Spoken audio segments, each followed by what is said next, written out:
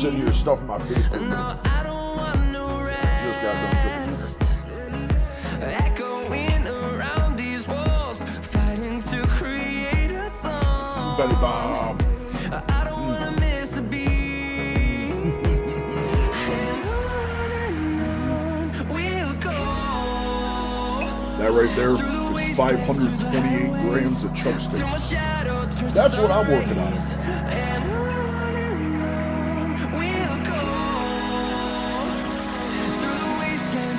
Not to mention, I honestly don't remember the last time I used a pencil. I really don't. It's been a long time.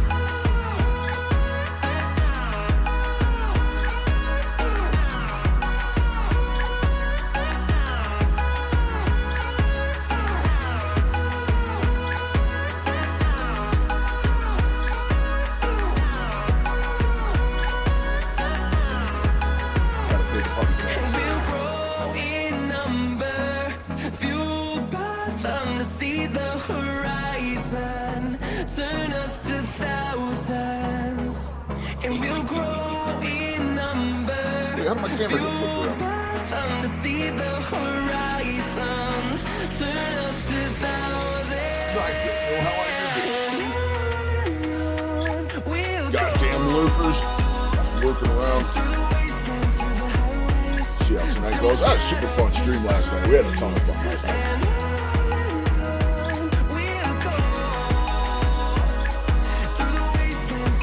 Is it not Monday? Oh shit.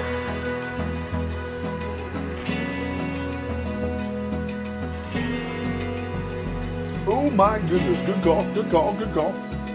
Open eye, feel the waves cut through me, hypnotized by the sounds I'm breathing in. Hold tight, chemicals. Alright, we went from Monday Madness, we are now Tuesday Shenanigans. We are now Tuesday Shenanigans. Fucking time starts going so fast, man. So fast. I just started losing track. Just can't keep up anymore.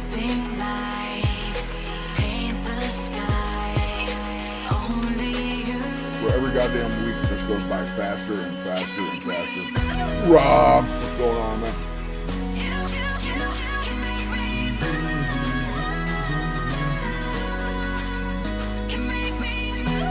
528 grams of chuck steak, bro. 528 grams. I cooked the shit out of that pretty fucking good.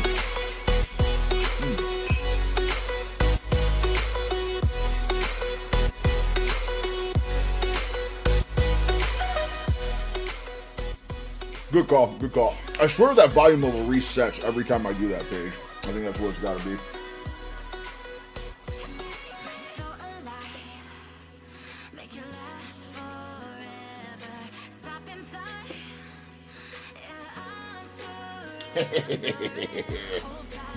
We gotta pay the puppy tax. You know we gotta pay the puppy tax around here. Oh. Super good catch. I thought it was still Monday.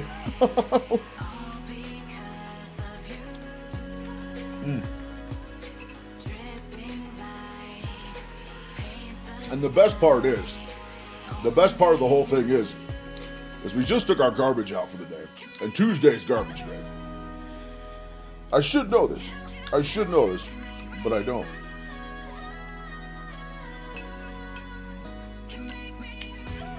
I don't know what it is with Redmond salt, but I swear it's got pepper in it. Like, dude, this shit tastes peppered.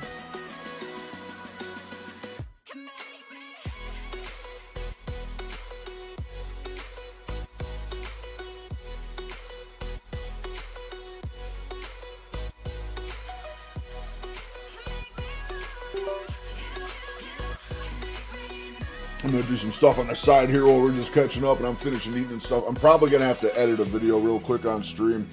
I ended up shooting super late. I was literally just doing a video while I was cooking this. But today, my lads, is day 30 of Line. We have made it 1 month.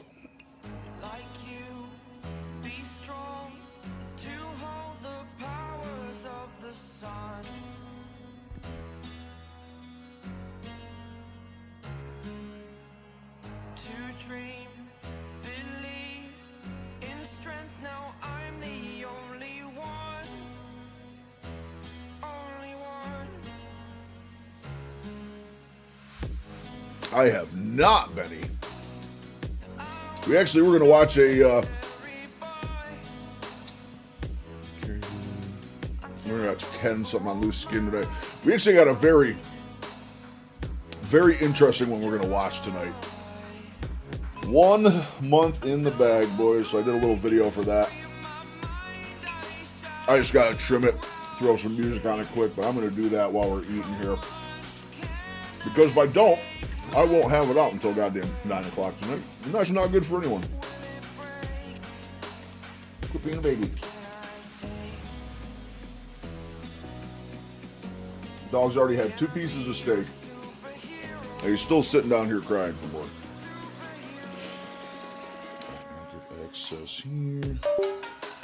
Bum, bum, bum. Bum, bum, bum, bum, bum, bum, bum, bum, bum, bum. Sorry if you guys can hear me chewing. I don't know if you can or not. This mic is so sensitive, it picks up everything.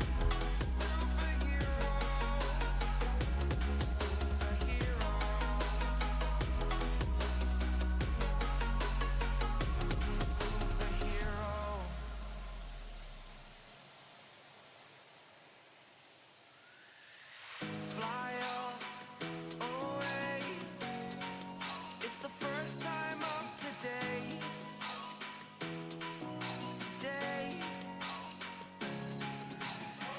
To dream, believe. You are the strength, you're all I need. God, I gotta clean some files so soon. Gonna give it a shot. Only one. I need to clean some files up. I'm getting messy with all my editing stuff.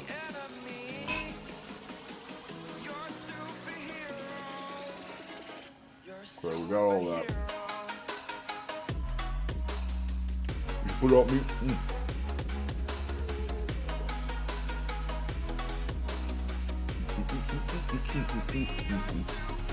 Dog must be a carboholic. Yeah, doesn't surprise me. You had 2 pieces of steak already. You're a tiny little dog. You don't need much more. If you behave, if you can sit down and behave, good boy. If you lay in your bed, you should go lay in your bed. I finally got the dog all set up down here. We're down at the corner of the desk. I got a little nook here to hang up. You've been loving it so far. He's been absolutely loving it. All right, we're gonna pop up and resolve here. We're gonna edit this real quick. I still got 200 grams of beef to go here.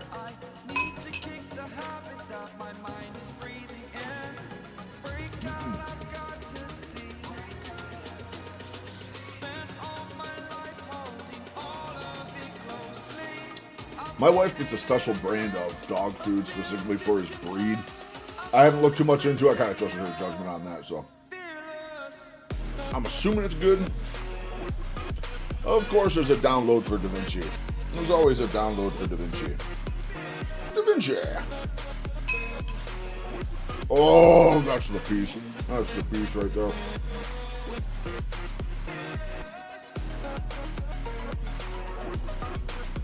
I do have it.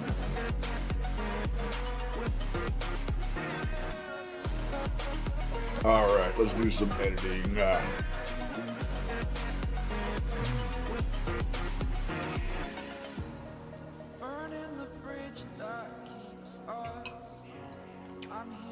Into my daily dump file that says clean nightly next to it, as I have like 200 video files in here.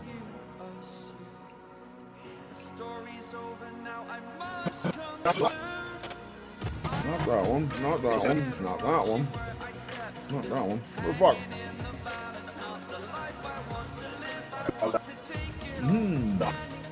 There we go.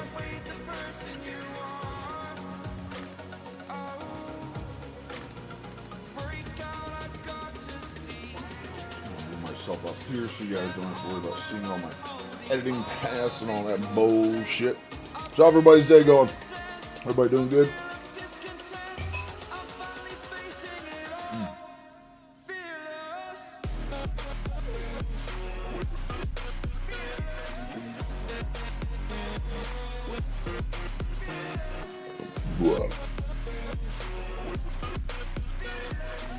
I'm not used to editing on my small screen like this.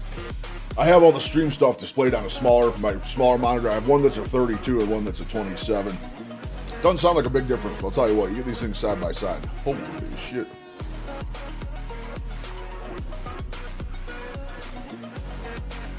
Welcome back. All right, I just did this in one take, so let's see if we got it. I haven't even reviewed this yet. Ugh. Let's see what we got. And Kenworth, you can cry like a baby all you want. It's not going to get you more steak. Not yet. She does like her fruits and veggies. Love those sweet potato duck jerky trees. So she loves her veg and is Gucci. Hell yeah. Hell yeah. So Kenworth is basically a carnivore at this point. He gets so much steak and pulls off of me, it's not even funny. Alright, so we're doing Lion Diet Day 30 here. The noises that come out of this dog, too, I don't know if you guys can hear them through the mic here, just going, ooh, ooh, ooh. Get down. Come on. You're being excessive. We've talked about this.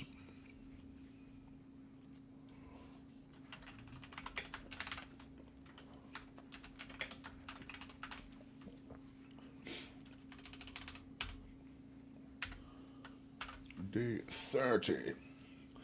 Day 30, I dare say. All right. I have a very specific text I use. Trade winds is my my customary Lion Diet title. We go nice and orange. Nice jungle theme there. Layout, shading. We want black shadow. We want red outline. We want a bit of a glow on that. Leon Diet. Leon Diet. I should have gone shirtless for this, man. I'm telling you. The shirtless vids do so much better. It's a little better spacing. Day 30. Day 30. You keep working on this before it gets cold on me here. This is also a sad meal because this is the last of the chuck steaks I got. However, I am thinking about doing a grocery haul tomorrow.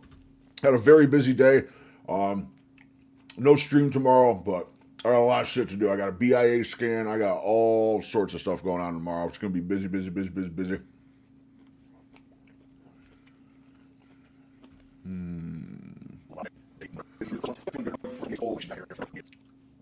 Day number 30. We have made it through the first month. We're feeling good. We're going for a total of 90 days for a full elimination diet to figure out my triggers for inflammation and to shred some bacon off my back while we're doing it. Bring that volume over the course of the first month, I was down around 21 pounds. I will admit, over the course of the holiday, Christmas specifically, did gain a little bit of that back. Sitting down with the Pops and brother for a bourbon or two definitely didn't help the cause, but you guys know how it goes. So we were completely on track. Getting ready for dinner right now. We got two big old chuck eye steaks right here. They're just the poor man's ribeye. Works really good. I do this for dinner very frequently. Everything's going great though. Just checking in. We're close to New Year's here. I don't believe I'm going to hit the 100-pound loss mark for the year by New Year's, sadly. That being said, I'm going to guarantee that right now. There ain't no fucking way I'm hitting the 100 pounds by New Year's.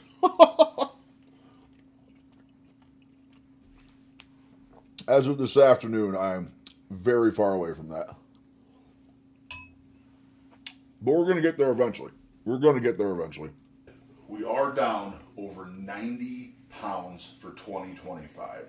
I couldn't be happier with that. We're going to have a big goal for 2026. I'll have that out tomorrow for you guys. Also, a full BIA scan tomorrow for a breakdown of muscle mass, water weight, lean mass. All that stuff will be out tomorrow for you guys. But thank you very much for all the support you guys give me. The haters too. Love you guys just as much. Keep the hate coming. It's all just motivation to me at the end. We're going to shred through this weight. We're going to have a killer 2026. We'll see you guys soon. You gotta stop crying, Bubba. Seriously. Alright. I mean, not the best video I've done. We're going to have a killer 2026. We'll see you guys soon. Minute 20. I either need to start doing my shorts the full 3 minutes or like 30 seconds. I think there needs to be like no between on them.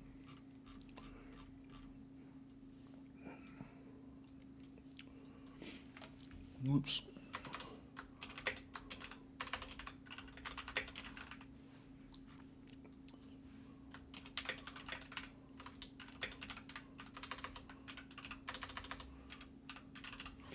We will not quit. We got the meats. We has the meats.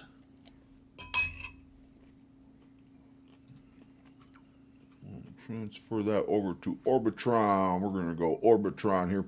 Sorry if this isn't the most riveting thing for you guys right now. I got to get this done so we can get this video out tonight. No. No, no, no.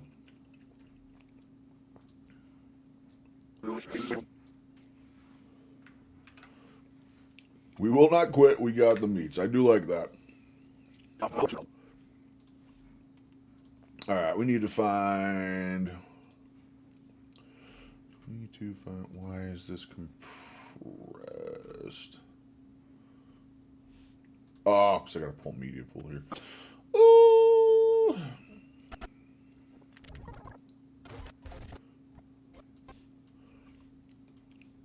Let's see what I got laying around for non-copyright business.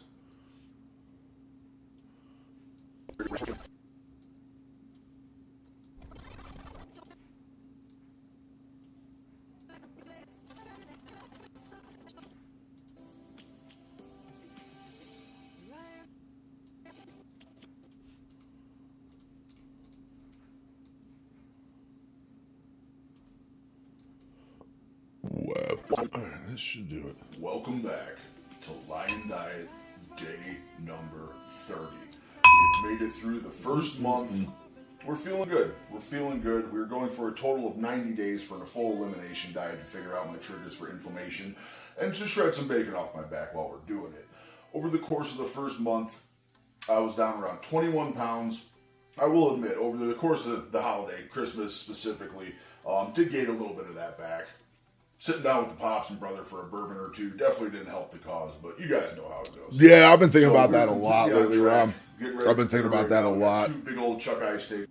It's also interfering with my dinner. It's interfering with my sleep. So, yeah. Kind of looking into it now. I got to try and figure out what would be a better slot.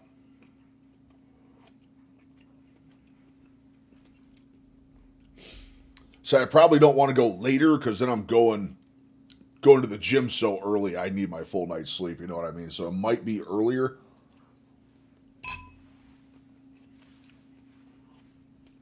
I'm always hesitant to do it during working hours, though. You know what I mean? Everyone's just working and busy. They ain't got time to watch. I suppose I could go later, though. I just have to rework my gym schedule a whole bunch.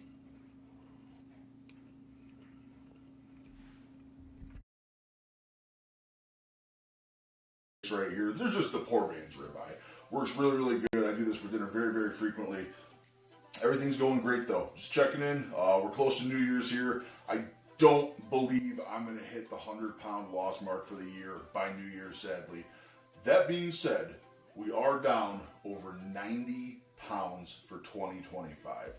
I couldn't be happier with that. We're going to have a big goal for 2026. I'll have that out tomorrow for you guys. Also, these earbuds suck. DIA scan tomorrow for a breakdown of muscle mass. Let's go from the beginning. To Lion Diet day number 30. We have made it through the first month. We're feeling good. We're feeling good. We're going for a total of 90 days for a full elimination diet to figure out my triggers for inflammation and to shred some bacon off my back while we're doing it. Over the course of the first month, I was down around 21 pounds. Kind of do like noon to 4. Over the course of the holiday, Christmas specifically, did gain a little bit of that back. Sitting down with the Pops and brother. You figure I go noon to 4. That covers East Coast lunch.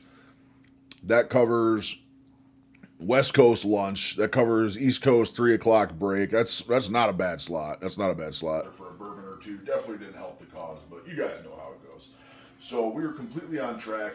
Getting ready for dinner right now. We got 2 big old chuck eyes. By the way, the sweatpants I'm wearing in this video and the sweatpants I have on right now, I haven't worn since 2014. I'm up weight, but things are fitting. Very interesting. Very interesting. Man, I don't know if my audio is shit in this video or it's just these garbage ass headphones I have on. I went and bought like $7 earbuds so I could stop wearing my big clunky headset, but I think we're gonna. They have brown steaks. Steaks right here. There's just the poor man's ribeye. Chuck eye steaks right here. There's just the poor man's ribeye. Works really, really good. I do this for dinner very, very frequently. Everything's going great though. Just checking in. We're close to New Year's here. I don't believe I'm going to hit the 100-pound loss mark for the year by New Year's, sadly. That being said, we are down. I know why voice mod's failing out. Give me 1 sec, I'll fix that.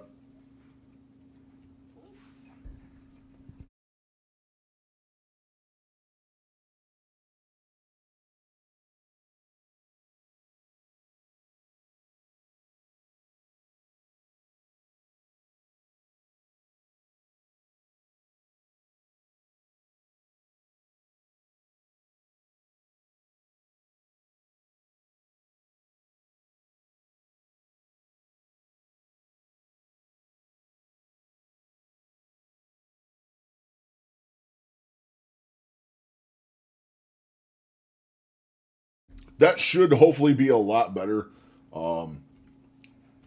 Output should be a lot better now. Over 90 pounds for 2025. I couldn't be happier with that. We're going to have a big goal for 2026. I'll have that out tomorrow for you guys. Also, a full BI. Be under 320 next Christmas. That's an awesome goal. Awesome, awesome goal. Scan tomorrow for a breakdown of muscle mass, water weight. That's what I'm trying to do as well. Lean mass, all that stuff will be out tomorrow for you guys. But thank you very much for all the support you guys give me. The haters too. Love you guys just as much. Keep the hate coming. It's all just motivation to me at the end. We're going to shred through this weight. Dude, the haters on Instagram have been going crazy.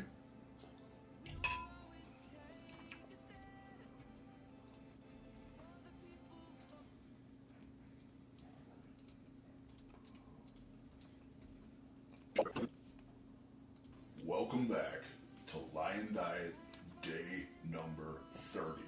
We have made it through the I think first I got month. good audio there. We're feeling good. We're feeling good. We're going for a total of 90 days for a full elimination diet to figure out my triggers for inflammation and to shred some bacon off my back while we're doing it.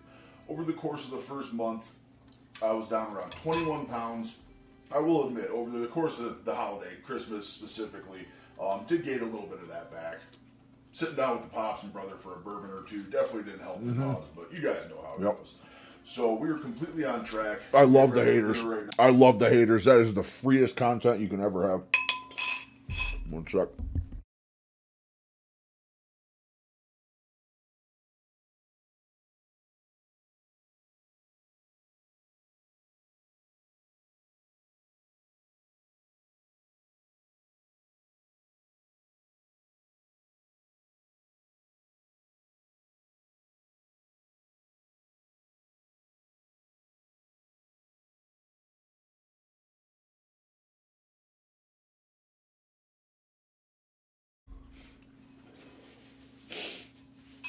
I'm not intentionally baiting them, but I am also welcoming them.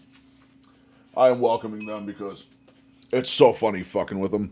It is so fucking funny fucking with those retards. They'll have no comebacks whatsoever.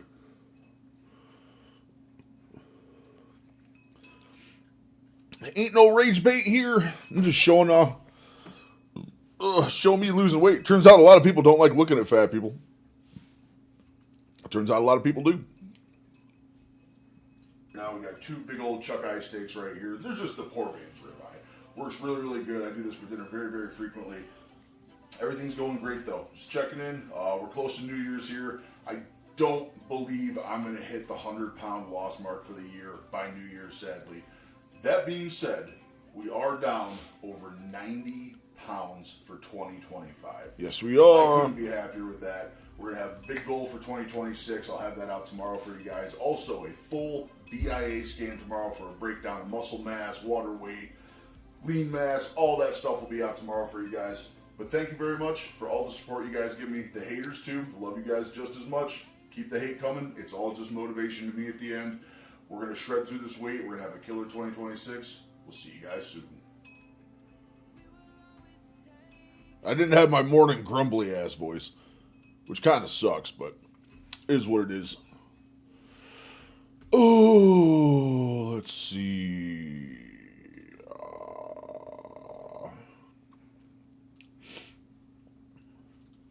Remember the Lion Project.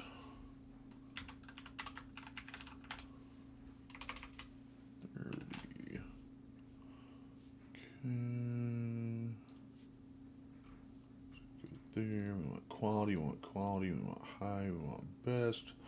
Add rendering. We are rendering.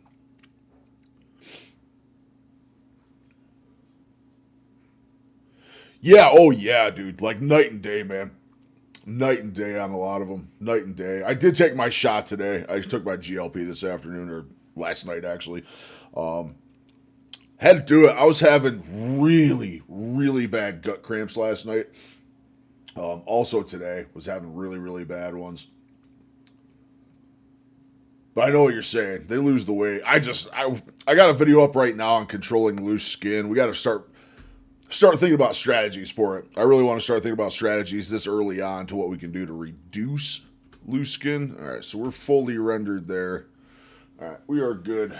I will put that out later. Actually, you know what? I'm going to purge that through Clipchamp quick.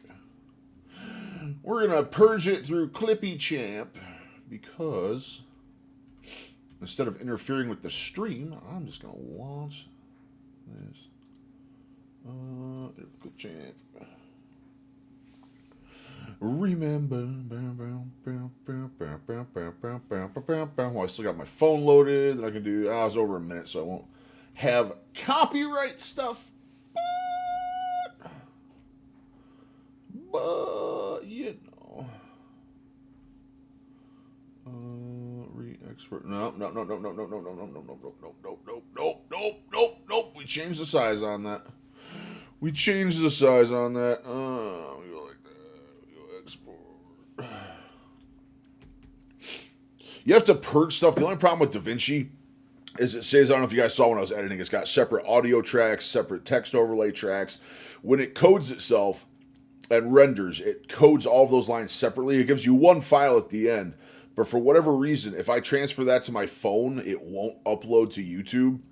So I have to purge it through Clipchamp to compress all 4 lines of the index down to 1 to make it actually work. So that's all we're doing right now. And then we can finally stream! Yay!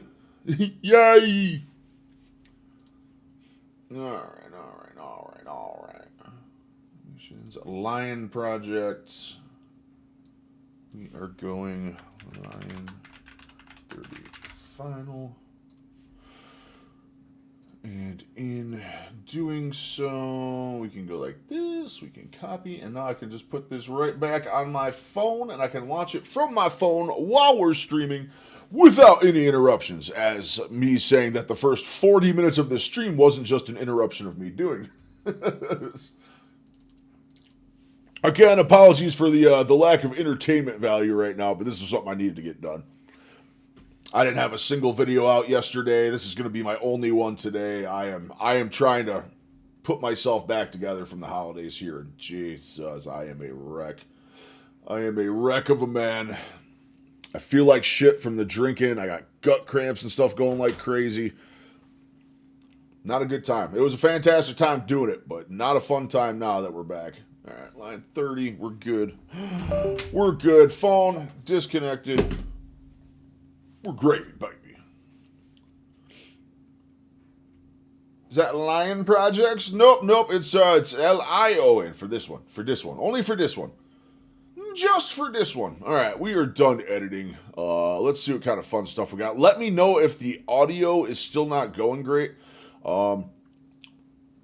I should have voice mod. There's something wrong with my PC and the audio.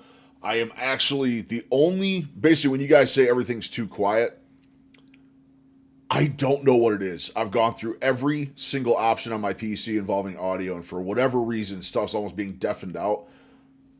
Just to showcase it, I'm using a third-party voice mod to literally put my input volume at 200%, and you guys still are probably struggling to hear me. So I don't know what it could be.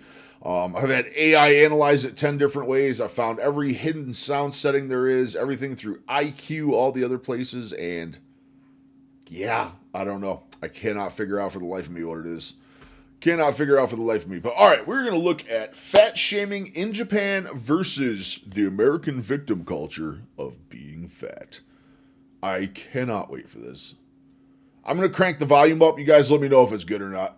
Did you know it's actually illegal? Never mind. It's not good for me. It's not good for me. Millions of dollars in penalties will be assessed unless companies can get employees to slim Let me down. know if that's good, And because if that he is doesn't lose weight, his deafening. company That faces is actually massive fines. deafening Where in my being too earbuds. fat is against the law. We're gonna take Illegal to be fat. That's what American news and the internet says. You will get fired in Japan for being fat. The government introduced a fat tax law that if your employees' waists are too big, your company gets fined. Is your job. This one's got almost 1 million views. Being fat is illegal in Japan. You can actually get taxed for being fat. So is that actually true? And is the real reason people stay thin here because they're fat shamed all the time? And is it why 1 out of 5 Japanese women are actually underweight? There were tons of comments on fat shaming on my videos about why Japan isn't fat. One of the top comments for a while with 5,000 likes said that social pressure is the biggest reason people are thin here. The standards of what's fat are very different between Japan and the US. This is a plus size model in America. This is one from Japan. Plus size model, literal beluga whale. I can't talk shit. I'm just as big, but I accept it. We need to dive into this and whether America's victim culture is affecting Japan. Long story short, no, it's not illegal to be fat in Japan. There is no government mandated waistline, and companies do not get fined for having too many fat That kind of employees. works up there. That This ain't bad. misconception mainly came from too many American news outlets misinterpreting the 2008 A 5XL in Asia is a large here. Yeah, it doesn't surprise me. Absolutely does not surprise me one bit. Metabo law. Yes, per Article 66 of the Industrial Safety and Health Act, Japanese companies are required to provide an annual health checkup to their employees. This is meant to be a service to the employees to encourage health, not to police fat people. So no, if the annual health checkup finds that too many employees are fat, nothing happens. The company doesn't get fined. The only way the company can get fined is if they don't provide the annual health checkup. It's all about participation rates. What some people might find odd is that the health checkup is technically mandatory.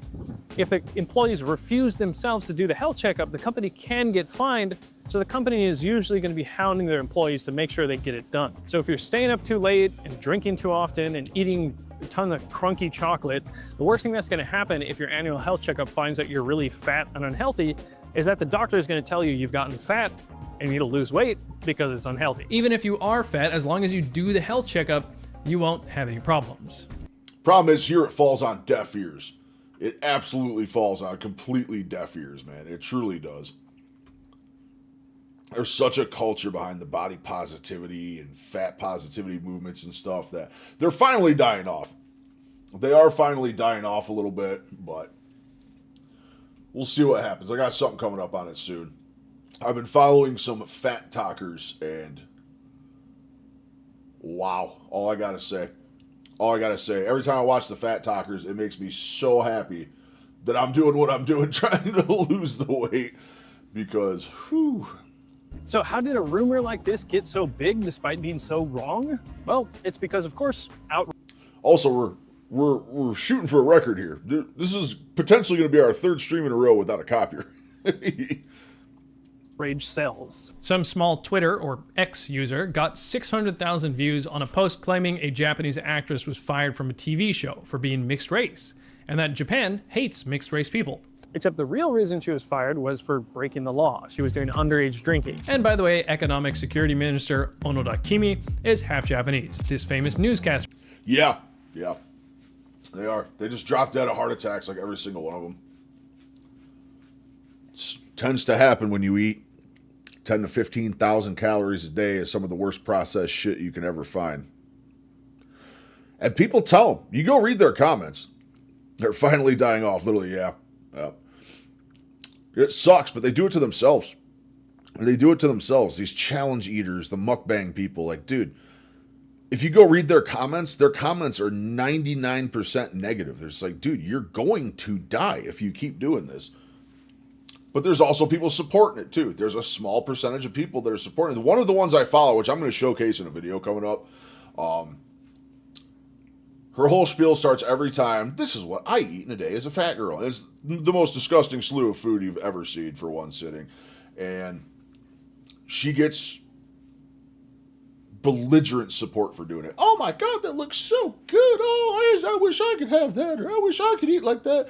And like funding this woman to do this shit. And she's just going to die. Or worse. There's a fate worse for me than death. From my eating habits and where I ended up. Not having joints. Not having joints ain't good. It ain't good. I don't know. I don't know what's worse. I really don't know what's worse. I'd say the joints are worse because you die from a heart attack, you just keel over. You're just done. Or, I mean, you could have severe cardiac issues that are going to last for a few years and you'll go that way. But with joints and stuff, like, I'm going to live another long stretch of time, especially with the weight coming off. But what's the quality of that time going to be if my joints don't come back? Is the real struggle. But I'm fighting against it. I'm putting a foot down. I'm going to stand against this fat culture shit. And it's going to be me screaming into a void probably because they outnumber me 5 million to 1. But I'm going to try and fight it. I'm going to try and fight it. These male celebrities are all half Japanese. And these Tell female you what I have on celebrities the are all docket half soon. Japanese. New glasses. Japan Can't hates see fat shit. people. Japan hates fat people. Japan hates fat people. Japan hates fat people. Now, to get some perspective on Japan's alleged hatred of fat people, let's look at a study on prejudice. They did this experiment at Dartmouth College, where they give participants a huge realistic scar using special effects makeup. They told the participants in the experiment that they were going to have a discussion with a number of people after they had this scar applied to their face. They asked them to pay attention to whether the people they were talking to were judging them because of their scar. So they had the discussion and filled out a questionnaire about prejudice during the interaction. They reported that they thought they were indeed being discriminated against. They said that because of their scar, the people they were talking to were much more tense, preferred to be more distanced from them, were less attracted to them, liked them a little less, and they thought they patronized them much more. But here's the catch. Before they went out to have that discussion, the experimenters told them that the special effects scar makeup needed to be moisturized because it would dry out. Without the participant realizing it, they had actually completely removed the prosthetic makeup instead of moisturizing it. So the participants thought they had a scar, but in reality, it was totally gone. Moral of the story, they felt like they were being discriminated against simply because they mistakenly assumed that people had a reason to discriminate. Government done came and took my foot.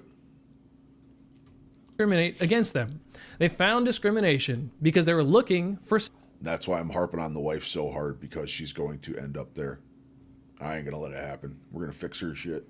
We are going to fix her shit. Signs of discrimination. So if you come to Japan after seeing all these online rumors and these videos saying Japan hates fat people, and you happen to be fatter than Japanese people, you're likely going to be self-conscious, even if in reality, I about guarantee I'm fatter than almost 99.99999999999% repeating of all Asia. I about guarantee. I bet you they got some big sumo boys over there, some real big sumo. Most of the sumo guys I see, all when I look into it and stuff, they're all like high 200s, mid 300s, somewhere around there. Actually, let's grok that.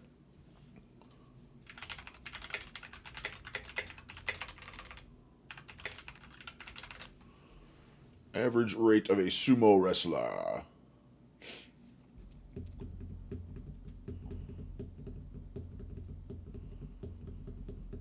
Association measurement shows the average weight for Makuchi wrestlers is approximately 346 to 357 pounds. Historical peaks. Okay, so no, they're bigger than I thought. Mid 350s. Nah, that's right around where I said. High 280s to mid 350s. It sounds like it's the big class. It's like my legs. Fucking crazy. Fucking crazy. Alright, Which one were we doing?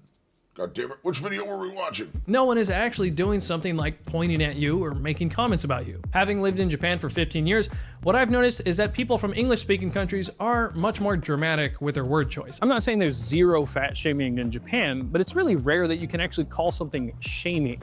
What there is a lot of is weight commenting. Hey, did you gain some weight? Yeah, a little bit. Oh, you gain weight or you gotta lose weight. That's so normal. And then no one's gonna take offended. But it's really normal in Japan to say, oh, you got fat, or like, you got skinny. Is it like a passive-aggressive comment? I'd say it's neutral. I happen to agree with this commenter. Japanese people are much slower to offend or take offense. This is just a repeat from his last video. I remember all this stuff. We already saw this. This is true. Having lived in both America and Japan for over a decade, American people are a lot more likely to find things to take offense at. I can't recall ever seeing a poster like this. I lost 2 moms. If my third mom doesn't turn things around, she's already beaten the national life expectancy. She's already beaten it. That's good. She's holding on. Sorry about the other 2, man. It's rough. It's rough. All diabetes? Was it diabetes for all of them? Before 2025, but they seem to be trying to bring this American concept of microaggressions to Japan. The poster says that even without bad intentions, Yubei making comments known as microaggression. Microaggression. I'll tell you what, I can't wait to get my A1C and stuff again, because I have been, for the last like 2 weeks, dude, I have been so fucking cold. Like, normally you see my videos in the morning standing out in a snowstorm and stuff. I'm fine. That's like sometimes -5 degrees out there, and I'm good. For whatever reason, inside my house, I've been freezing my ass off at like 60 degrees for like 2 weeks now. Like, my new man cave, I have a little electric heater in the wall because I'm down in the basement. I have to run that thing like 3 times a day to keep it warm enough in here. I'm lucky I'm not sitting here just shivering right now. So that's something I'm kind of wondering about. From the pool, I keep getting a lot of redness on the back of my hands. It's another weird thing that's been going on. I'll tell you what, though. Blood sugar's amazing. My blood sugar's amazing. My blood pressure is phenomenal. 120/72. That was last night. I don't have a new one for today. I should hear before the wife leaves. I'll get one more. But yeah, I don't know. I feel like shit. I felt like shit for the last few days. And I want to say it's just from indulging over Christmas a little bit and having a bagel and some bourbons and stuff. But man, I don't know. I feel off, and I have for a couple days now. That's also a large part of the lack of videos. I mean, I get down to my office. I've just been sitting here. Fat's coming off. Yeah. It could be. I'm very curious. We got to see the BIA tomorrow. I'm really, really curious for my BIA tomorrow. I'm probably going to weigh a shit ton. I gained back almost everything I lost over the course of doing Lion for the last month. I gained back. It's getting very frustrating. Very frustrating. I am not thrilled. Again, I know I've said it before, and I'm going to continue doing it. I'm not thrilled with Lion Diet. I'm really not thrilled with Lion so far. I don't feel great on it. I feel like I'm stalling a lot more than I was. I'm fluctuating a lot more. But again, I'm curious to see the BIA. I'm also happy I'm having a BIA on New Year's Eve, though, because that is going to be a good register for the beginning of the year. It's going to be a good way to start it. I don't hear my dog, nor do I see him. Nope, never mind. There he is. What were you doing? You just out wandering around? When you can't see or hear a chihuahua, there's ruckus afoot. I guarantee that. Mean that your fat and vitamin stores are low too? Yeah, it could. We'll have to see. We'll see what the BIA comes up with tomorrow and kind of gauge from there. But man, I'm so tired of lying. I'm so tired of lying, dude. I just felt so much better the other way. I felt like I was losing weight way faster, too. We had that killer week at the beginning of lying where I went down like 15 pounds in a week. But overall, like I said in that video we just got done editing, overall over the course of last month, I went down 21 pounds. And yeah, that's pretty much all gained back right now. Or not all of it, like 16. 16, which I'm imagining by Friday I'm going to shred weight throughout the week. I'm probably going to shred all week and drop another huge chunk. We should hopefully be back close to the 460s, I hope. But the 460s, 470s, low 480s, dude, it feels like they're never ending right now. It truly does. it just feels like the never-ending struggle. And I feel like I've been beating myself up a lot lately, too, because I feel like I should be in the 450s by now. With what I'm doing and the effort I'm putting in and the gym time. And again, the BIA is going to show that. If my muscle mass is maintaining better and we're still losing fat, I'm going to be a lot happier with that. Be a lot happier with that. But, yeah, I don't know. I don't know with lying, man. Sucks. Sucks. We got 60 more days to go. As of today, we have 60 days on the dot. It's a long time. It's a long time. A long time to wait for butter and egg. But we're gonna do it. I digress. We're gonna trudge along. We're gonna keep going. We're definitely gonna keep going. That hurt people's feelings. For example, that's a pretty good idea for someone who just joined the company. Or, you're half Japanese, I'm jealous. Or, your Japanese is really good for an expat. In Japanese, this kind of policing people's words is called kotoba kari, or word hunting. こういうポスターを作って啓発活動するっていうのはどう思われますか？それはすごくいいことだと思います。 In the news segment on the poster, they introduced several brand new words like micro-assault, micro-insult, micro-invalidation, which are all apparently different types of microaggression. They featured a non-binary person who they introduced as a victim of microaggressions. デジニーがノンバイナリーなんですけど、飲み会で結婚の予定は子供を産むのみたいな話を、この上司とずっと一緒に働きたくないって辛いな、辞める理由になったりもしました。 They also talked about a woman who said that in her workplace, when she announced that she became pregnant, no one even said congratulations to her for fear of that somehow being interpreted badly. ニューノーマルというか、そういう感じですかね。コンプライアンスとしては、仕事に直接関係ないことは言わなくてもよろしいんじゃないかなと思います。雰囲気も含めて。I'm way too blunt. I'm way too forward. I don't think I could ever survive a Japanese culture. I don't think I could do it. パフォーマンスが来ている職場になるのかなっていうのはかなり危ない気がします。 Another man pointed out how some managers are afraid to make even generally positive comments towards women as they might be taken the wrong way. 本当なんか世の中ハードモードだなって思ってます。 But there was something I don't think anyone really picked up on. It was specifically highlighted that the non-binary person, Yuri, suffered from her coworkers talking to her as if she's a woman. However, later in the segment, the HR compliance expert who was there to explain to everyone what a microaggression is and how to avoid them referred to non-binary Yuri as a woman. 今日はたまたまなんですけど、全員男性なんですよ。ゆりさんは女性です。そういうケースもあると。 やっぱりマイクロアグレッションの特徴として悪意があるかどうかっていうことに関わらずっていうことなんですけれども。I point that out because not even the well-meaning microaggression expert can stay vigilant enough to keep up with all the things you can and can't say. I read the top 50 comments on this video and not a single one was in favor of the microaggression poster. Personally, I don't think Japan really needs the American practice of vigilantly searching for things to take offense at. In 2022, I talked with Dr. Ken Berry about how American people are so sensitive to accidentally fat shaming others that even some doctors were afraid to tell their patients that their main problem is that they're just too fat and they need to lose weight for the sake of their health. I can't believe it. A bad stage that we've set. Such a bad stage with this acceptance and having to tiptoe around this shit. Like, bro, like even some of my primaries and stuff, they always tiptoed around my weight. Like, oh, it'd be better if you could lose some weight, but I know it's hard and this and that. All I needed the whole time was a motherfucker cracking the whip saying, dude, you are bound for suffering if you don't get your fat ass in shape. That's all I needed the whole time. Sometimes you got to be mean. You don't have to break people down. And if people are trying to better themselves and they're on a weight loss journey or doing their absolute damnedest to get healthy, you can never give them shit. But people who aren't trying, it's fair to give them shit. It's absolutely fair to give them shit. A doctor. You need to. They need to hear that shit. Need to hear it. Need to hear it. Is going to tell me if I'm healthy. You're like, that's the job, stupid. I thought one of the reasons people aren't so offended by being told something like, did you gain some weight? Is because, well, staying thin in Japan is much, much easier. But in America, you have to avoid 80% of the food supply and go out of your way to eat healthy.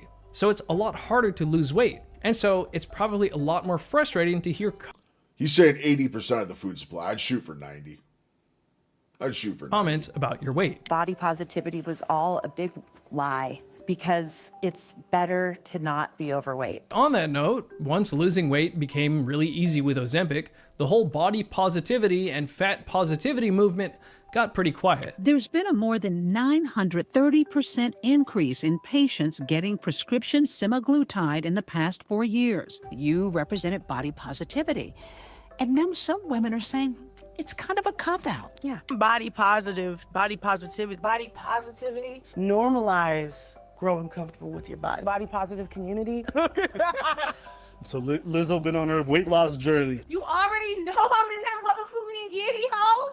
I'm in that giddy fish. But wait, one of the phrases on that "Don't Do Microaggressions" poster was, "You'd be a lot more popular with the guys," or "You'd be a lot more popular with the ladies if you lost some weight." 痩せたいな、お腹をへこませたいなって思います。痩せてる人がモテてる感じもするし。 In a Japanese news spot from this year, they asked 100 Japanese women whether they thought their body was fine as it is, or if they wanted to lose weight. 82% said that they wanted to lose weight. Personally, I do think that number in reality is probably a bit lower, since women don't like to be the odd one out, saying that they think they look great as they are, but their friends are all saying that they have work to do. Now, about 40% of the women who gave a reason why they wanted to lose weight said that they wanted to be skinny like their favorite idols. K-pop culture is very big here.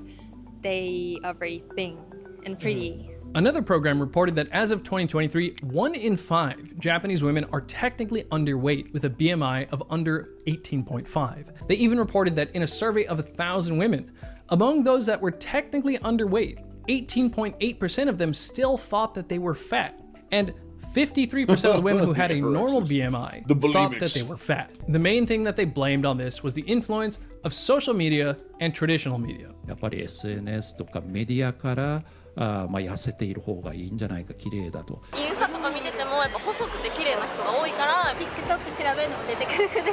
But they didn't mention fat shaming. Now, I have heard stories from friends here about being brutally mocked for being chubby in grade school. Kids can be pretty brutal in general. Japanese kids are, from what I've seen, better behaved than American kids. That doesn't mean Japanese kids are all perfect angels to each other. Bullying certainly does happen here, and any Japanese kid, of course, knows the word debu, fatty. Though, can we really say that the fat shaming in Japan is definitely worse than that of, say, America? Well, a study in the Journal of Social Development on 175 5th and 11th graders in the United States and 257 in Japan examined their reactions to obese kids and kids who look different. They found that the Japanese 5th graders were more inclusive and more positive about the so-called deviant obese kids. Further, a 2016 study on body-related teasing in adolescents in Osaka, Japan, they found that 16.4% of the boys and 32.5% of the girls experienced body-related teasing. Compare that to another 2018 study on weight teasing in Minnesota that found that the body teasing was worse than Japan. 45.1% of adolescent girls and 37.1% of adolescent boys had experienced weight-based teasing. So yeah, the data on this very specific topic is limited, but what we do have access to suggests that if anything, there is slightly less teasing in Japan. If fat shaming is the main reason Japanese people are able to stay thin, why are American kids fatter despite more teasing? Now, social pressure still is a thing. Because it's a fine line. Overall, statistically, if you look at it, fat shaming actually does not help the situation. You need to do it in a way where you got to be blunt and forward, but not hurt feelings. I think it's the best balance of the whole thing. But you have to be willing to bring it up. You have to be willing to bring it up. You absolutely have to. There's just no way around here. As I explained in my recent video about Japan's health, people are indeed influenced by their social group. People want to fit in. Like just looking at everyone else and then, oh, I might be a little fat, so I need to lose weight, something like that. それこそみんな細いからじゃん。やと思います。細い子がこう増えてるから。スタイルいい店員さんとか多いから、ミニスカートとか履いてめっちゃスラッとしてるから。Studies have found that if you have a lot of obese friends, your chances of becoming obese yourself increase. If you have a lot of thin friends, you're less. Nah, it's just true for everything, though. You hang around a ton of rich people, the odds of you getting rich are way higher. Hang around a lot of intelligent school-going folk, you're probably going to study more, get more functional brain-wise. Functional brain-wise, Jesus Christ, I'm obviously not one of those guys. You hang around a bunch of fat people that sit around eating bullshit all day. Odds are you're going to jump on, you're going to get just as fat. Hang around people that go to the gym and want to keep going to the gym and motivate you. You're going to go to the gym more. Who you surround yourself with is such I don't know where I want to go with this sentence. Who you surround yourself with truly dictates where you're going to go and where you're going to end up. It's a huge, huge, huge factor. Huge factor. And I did that with drinking. A lot of my old drinking buddies and stuff that I haven't talked to in 5+ years because I realized, like, if I keep hanging around these guys, I'm just going to keep drinking and partying and just never stop. I mean, this was 10 years ago. But you got to be willing to give up friendships. You have to. If you want to make great change, you got to change the group of people you hang out with as well. You really do. Less likely to gain weight. The thinner everyone around you is, and the more time you spend on Instagram watching idle dance videos, the more you'll naturally generate internal pressure towards yourself to stay thin. There are even a couple comments saying that you have the reverse situation of America, where obesity is normalized and you're almost pushed into gaining weight. That is, the social culture is centered around food and eating, and you're pressured to go out and eat all the time and eat a bunch of junk food in America. I also get the impression that, more so than Americans, Japanese people are very concerned with how they think the people around them view them. So they probably do feel some unspoken pressure to fit in if they're the odd one out due to their weight. Where this gets tricky is that the data would suggest that if you're overweight, the subtle pressure of being surrounded by people who are of a healthy weight would technically be good for your health. However, if you're already thin, then being surrounded by underweight people is not a good influence. Now, for most English-speaking countries, being underweight isn't the big issue, and unhealthy and overweight countries like America can learn a lot from Japan's food culture, considering that their obesity rate is 1/10 that of America's. The tricky thing is, as I hinted 4%. earlier, health can be confusing. For example, it's common knowledge that salt is bad, but I've done deep dives on why it's really not that simple. Actually, the thing about salt is it may help curb your appetite. We actually need salt and have a set of brain cells dedicated to making us crave Terminator salt. scene again. So your craving for potato He's reusing footage. chips or fries might just be a craving for salt. Studies have even found that drinking a savory soup before a meal reduces the total calories people eat. Now, personally, I haven't gotten into the habit of drinking salty miso soup every single morning like most people here in Japan do. What I do is have a glass of Element. I found that Element helps curb my appetite and helps me avoid snacks I don't need, probably thanks to the sodium in it. Most people don't realize how important sodium and electrolytes are for keeping your energy levels up. You got lemonade. That's the exact same flavor I have right now.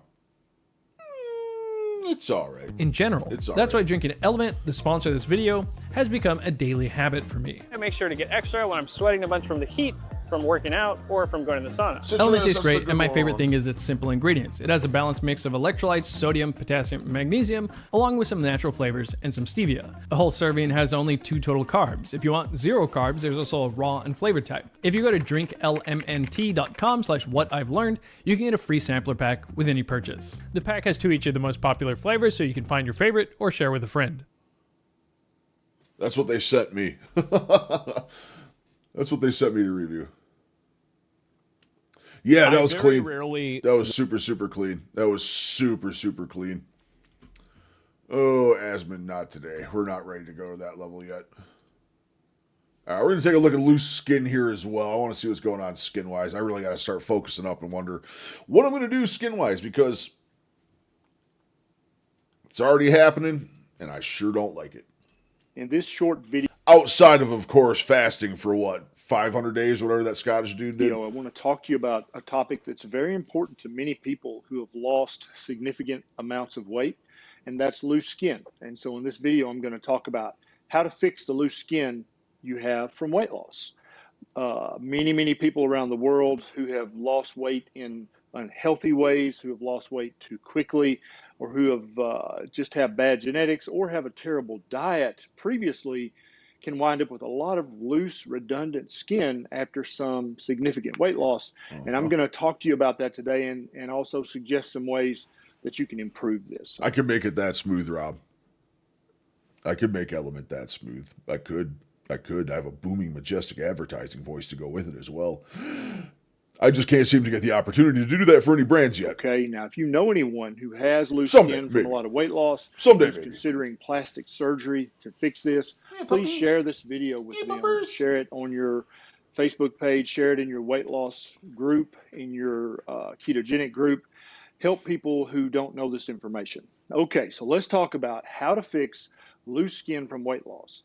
Now, there's what I want to do is talk to you about this in concepts. So when you understand these concepts, you really can't be fooled or tricked or misled by anyone who's trying to make a buck off of your problem. Okay, so first and foremost, you have to understand that there is absolutely no quick fix for this. It took you years to develop the obesity. It took you months, if not years, to lose the weight. And so the loose skin that may be left behind, it's not going to go away overnight. It's not going to go away in a week or two or a month or two even. But there are things you can do to help it to slowly get better, to slowly be less significant in your life, and ultimately to get it to a point where you're happy with it and you don't really worry about it anymore. So you have to understand that if anybody is selling a cream or a lotion or anything like that to put on your skin, that's stupid. That is never going to work. I don't care what they promise. I don't care about a double money back guarantee. None of that matters. It will not work. That is impossible. That's like taking a barn that's 150 years old and falling apart and then putting a brand new coat of paint on the roof and saying, there you go, that's going to fix your barn. That's dumb. That's not going to help the barn at all.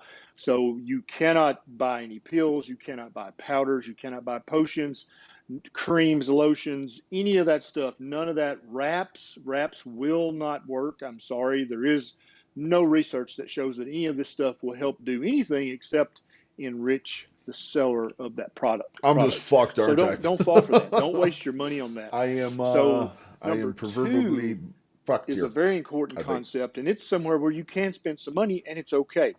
Your skin that you're wearing right now, looseness and all, is literally made of what you've eaten over the last 3 months. And so if you lost weight in an unhealthy way, if you lost weight with Weight Watchers or the Flexitarian or the Ornish or Jenny Craig or any of these unhealthy ways to lose weight, you're probably going to have some loose, redundant skin.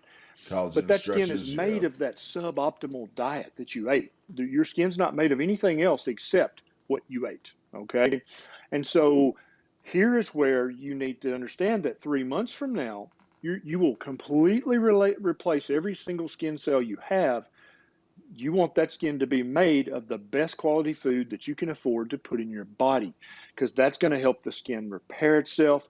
That's going to help the skin get rid of some of this looseness very slowly but surely.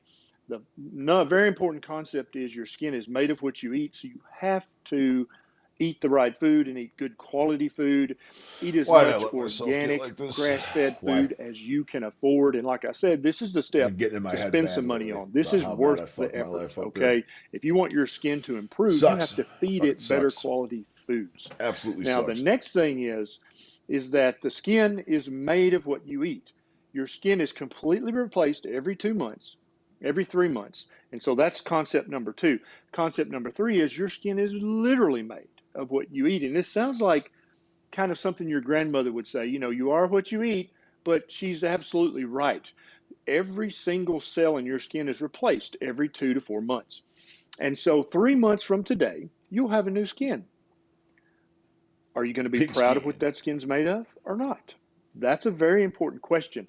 And so if you're feeding your skin progressively and progressively better building blocks, it's going to be a better and better quality skin. And better quality skin has more collagen, has more elastin, has more fibrin molecules, and that makes it tighter, that makes it springier, that makes it snap back better. Every quality of good skin gets better when you feed it a better diet. So your skin is absolutely made of what you eat. That's number 3. Now, number 4, the big one that everybody in the intermittent fasting community is reading about and learning about is autophagy. And this is a combination of 2 Greek words. That's how you pronounce it. Basically means that your body can digest parts of its own self. And this is a very important and very powerful concept if you have loose, redundant skin and you don't want to have surgery. So when you start to intermittently fast, probably about 16 to 18 hours is the length of fast that's going to really kick in autophagy. And when your body runs out of carbs, it's going to start burning fat, right? And you may think that that loose, redundant, flappy skin is just skin, but there's still fat in there. And as you continue to auto-digest the fat out of that skin, off your booty, off your belly, your skin's going to continue to tighten up. There's no doubt about that. But when your body, as you slim your booty, bounty of booty. Yes, indeed. Yes, indeed. Naturally. Body auto-digests the fat. It also auto-digests the protein that's within and around that fat. And part of that protein is the redundant, loose, flappy skin. And so your body's perfectly capable of auto-digesting or reusing, recycling that loose skin. But you have to give it the opportunity to do so. And so if you're eating every 2 hours, or even every 4 or 6 hours, your body is burning the carbs and the protein that you and the fat that you ate. Your body doesn't need to do any autophagy whatsoever at the tissue level. Now, autophagy is always taking place at the cellular it does and the make sense. mitochondrial level. It does. But what we're trying to do is hack our system and kick. Which happily, with him saying 16 to 18 hours, that's pretty solid because that's generally my daily fast. I'm right around 18 hours most days. Shit, I was 23 today, 23 and a half. It's Something in along at a those higher lines. level, at the tissue level. And so to do that, you have to intermittently fast or do some sort of fasting. And so once you get your fasting I think, window up, Ram was talking about that too recently, Benny. He was saying he wants to start incorporating the first 3 weeks of a month, do 1 day, and then the last week of the month, do 3 days. Do an actual 36-hour fast. I don't know if I could go that long. I probably could without any issues. Might not be a bad way to go, but I think at least 1 day a week is probably a super, super smart idea. Super smart idea. What day, though? Start the week with it? I think starting the week with it, like Monday, just do a full-on fast for 24 hours Monday. Well, I mean, that's my standard fast, so it would almost be 48 by the time I actually ate. So it would be longer. Might not be a bad idea. Should probably start doing it. But I mean, he just said ideally it's 16 to 18 hours, which is my daily fast. I intermittent fast every day, so not bad. I'm right within that time frame. Yeah, I'm like dead right there. I'm like 18 hours minimum. 1 day a week, eat well every other day, giving up Friday, handing off Fridays. Friday sounds like a good call, actually. Friday is the day that I find myself craving shit and wanting shit and doing all sorts of other shit. It'd probably be a good day just to cut out. up to 16. Just that feeling of going into the weekend, like, yay, weekend, I can do whatever I want, kind of, but you really fucking can't. You 18 really or can't. 20 hours a day, autophagy is really going to kick in.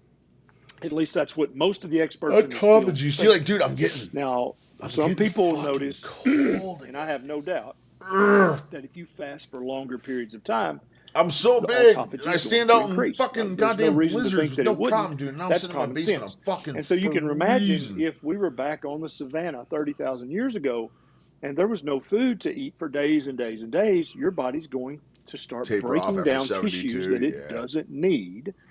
And again, a lot of people out there will say, oh, you'll start digesting your brain and your eyeballs and your muscles.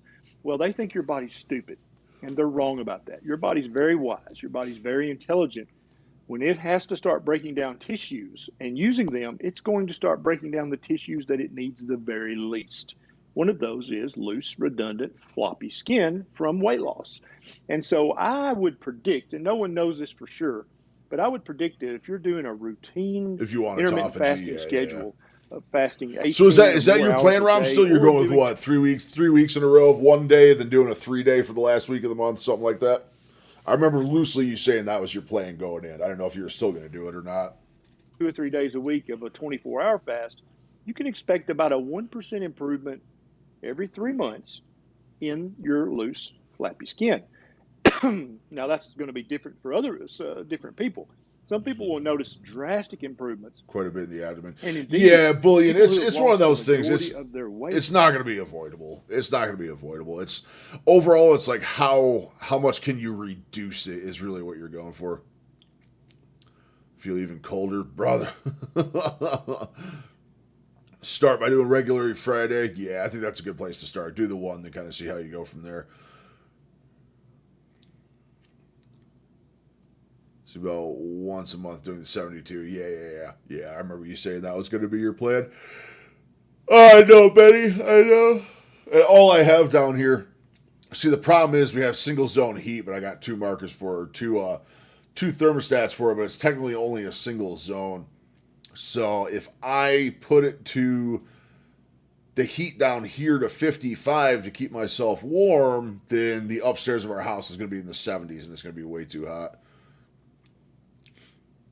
Yeah, I don't think it's avoidable either, Rob. It's just how much can you reduce it is the biggest thing. Is absolutely going to be the biggest thing. Because, dude, not ending up with zipper tits having surgery would be absolutely phenomenal.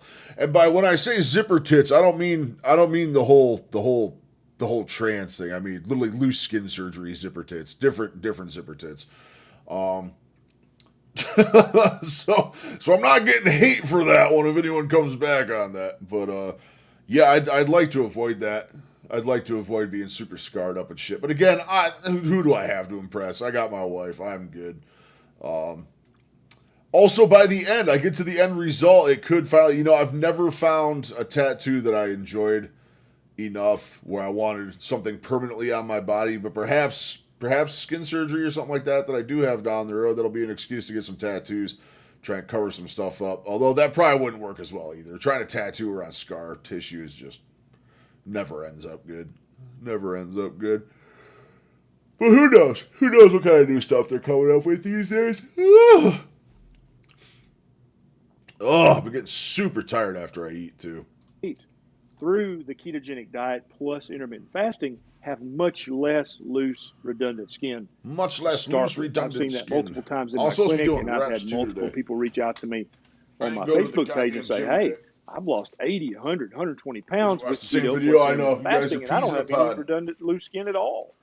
Yes, that's exactly right, because they're paying attention to these concepts that your body's made of what you eat, your skin replaces itself every 3 months, and autophagy is a big deal. And so We're when you just gonna take do all tens. those I took concepts today and off marry in the them gym together again, with boys. the ketogenic diet My plus knees are on significant such fire intermittent today, I just fasting, couldn't do it. you're going We'll to be back to it slowly but tomorrow. surely improve your loose skin.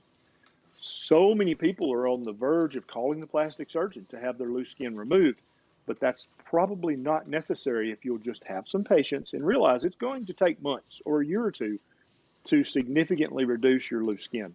It's not going to happen overnight. No product can make it happen overnight. The only thing that can make it happen overnight is plastic surgery, and that comes with its own significant set of possible side effects. There is one other procedure that you can have done at your doctor's office if they do this, and it's called microneedling. And microneedling to a deep enough depth, millimeter and a half, 2.5 millimeters, will absolutely increase the amount of collagen that you're making in your skin. And if you blend that technology with intermittent fasting plus the ketogenic diet, that's probably going to speed it up to 2 or 3% improvement per month. But all this is experimental. Nobody's done the big randomized controlled trials that would prove this, and probably no one ever will because there's no money to be made. So we have to go That's by what it always common boils sense, our down to. That's ancestral what it heritage, always boils down and to, the man. How much money physiology can and we the profit off biochemistry this that we shit? understand the human body uses. Now, if you enjoyed this video, please consider subscribing to my channel. And if you feel like my videos have really impacted your life, you can always click the Patreon link down there and throw a buck or two my way. It just gives me more time to make more videos just like this. This is Dr. Barry. I'll see you next time. We're not playing that. We're not playing that. Oh. Oh, God. The whole Stranger Things debacle. Jesus. Oops.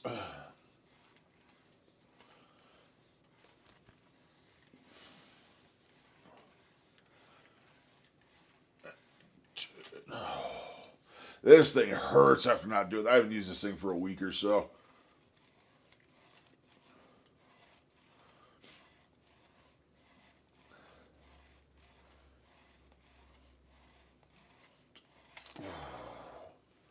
You get back to it. Get back to it. Keep the muscle growth coming.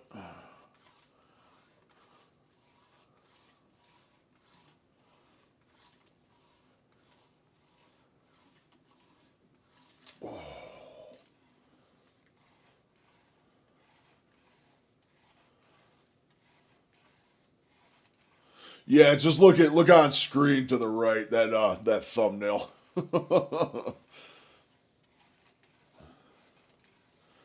Stranger Things is getting all sorts of shit right now over going like super woke on stuff, so is what it is. I haven't seen it since the last season. I'll probably watch the one here in a little bit. But we're probably not gonna watch Nux on stream yet. I don't think Nux is an acquired taste for many. Nuxanor is an acquired taste for many, but He is a good watch. He is a good watch. I highly recommend him. But we're not going to pull him up on stream yet because he says a lot of things that gets you demonetized, we'll put it that way, or no view hours counted. I can't say demonetized yet, but I can say, gay fatigue, amazing. I'm suffering from a great many kinds of fatigue. Yeah, you and me both, brother. You and me both. Fat fatigue. I'm fat fatigued like a motherfucker. Speaking of, so I have a fun one for tonight. I got a fun one for tonight. We're going to watch Tyler Oliveira expose Scientology. Yeah, Mr. Lion is AWOL. I don't know what he's doing. Maybe he's still streaming. He usually streams the block before I do. He usually does noon to 4 on Tuesday, so he's probably still streaming right now. Here's liberal fatigue. I hear you, Rob. I hear you, man. Scientology's Church of Spiritual Technology, fortified with spiked fences, infrared cameras, and rumored to be a labor camp holding the leader of Scientology's wife as a prisoner. And I'll also be infiltrating their HQ in Los Angeles. Oh, why are you flashbanging me? Hold on. Don't shoot me, please. Clearwater, Florida. Get out of the building, you're trespassing. You're gonna regret this. It's a promise. You've allowed yourself to become a mindless robot. And New York City. Them what Xenu is? What is that? Thing on like we believe in aliens and stuff like that. Is that true? Why risk the lawsuits, potential jail time, and lifetime harassment from this cult, notorious for ruining the life of anyone who speaks out against it for a YouTube video? Scientology made them sell the properties just so that our grandkids couldn't see them anymore. And that is why I call Scientology a family-destroying human trafficking cult. People who were in Scientology should be able to get justice for actual crimes that were committed against them. Well, because I believe with your help, videos like this can help destroy this human trafficking cult. But how did a cult invented by a mentally ill science fiction author... The Tom Cruise cult. Who else did it? Tom Cruise, like John Travolta? I avoid caring about celebrities whatsoever. I think they're the ones that are all tied into this Scientology shit. This is going to be a fun watch, guys. This is going to be a real fun watch. I've always been curious on Scientology. Not curious in joining it, but curious in just the utter madness that happens behind the scenes here. So we're definitely gonna dive into this one. Give me 2 seconds. I'm gonna grab a drink real quick. I'll be back in 2 seconds.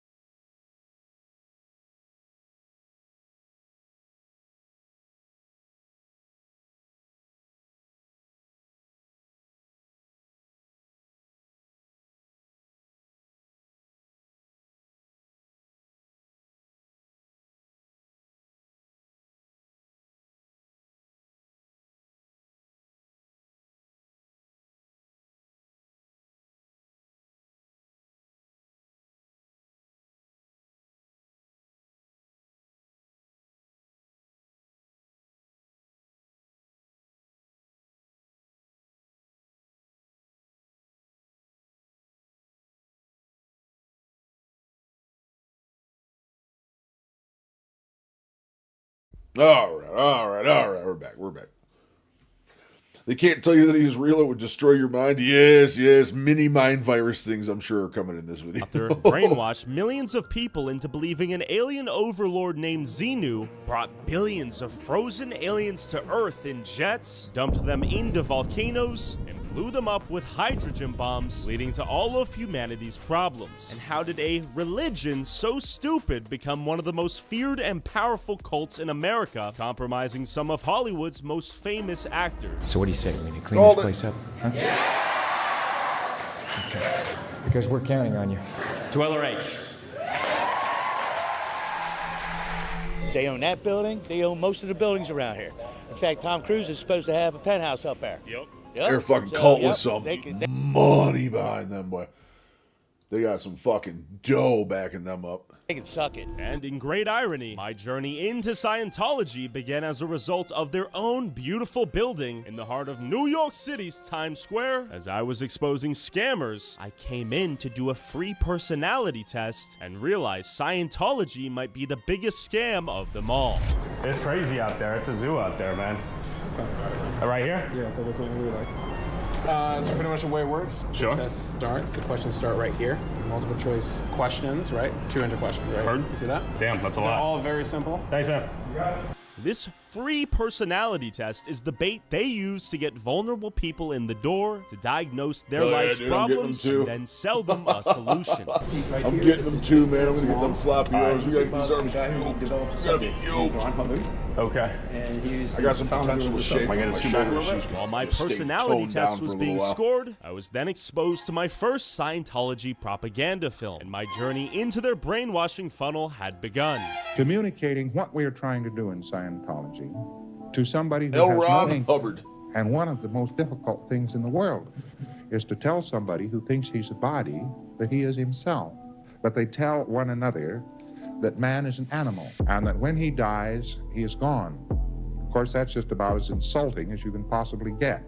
To understand Scientology, we have to first understand its founder, L. Ron Hubbard, a prolific sci-fi writer who made his living with his imagination, writing over 1,000 books in his life, and eventually immersed himself into the occult, psychology, and hypnosis, ultimately concluding that the only way to become rich was to make his own religion. So he began luring the naive,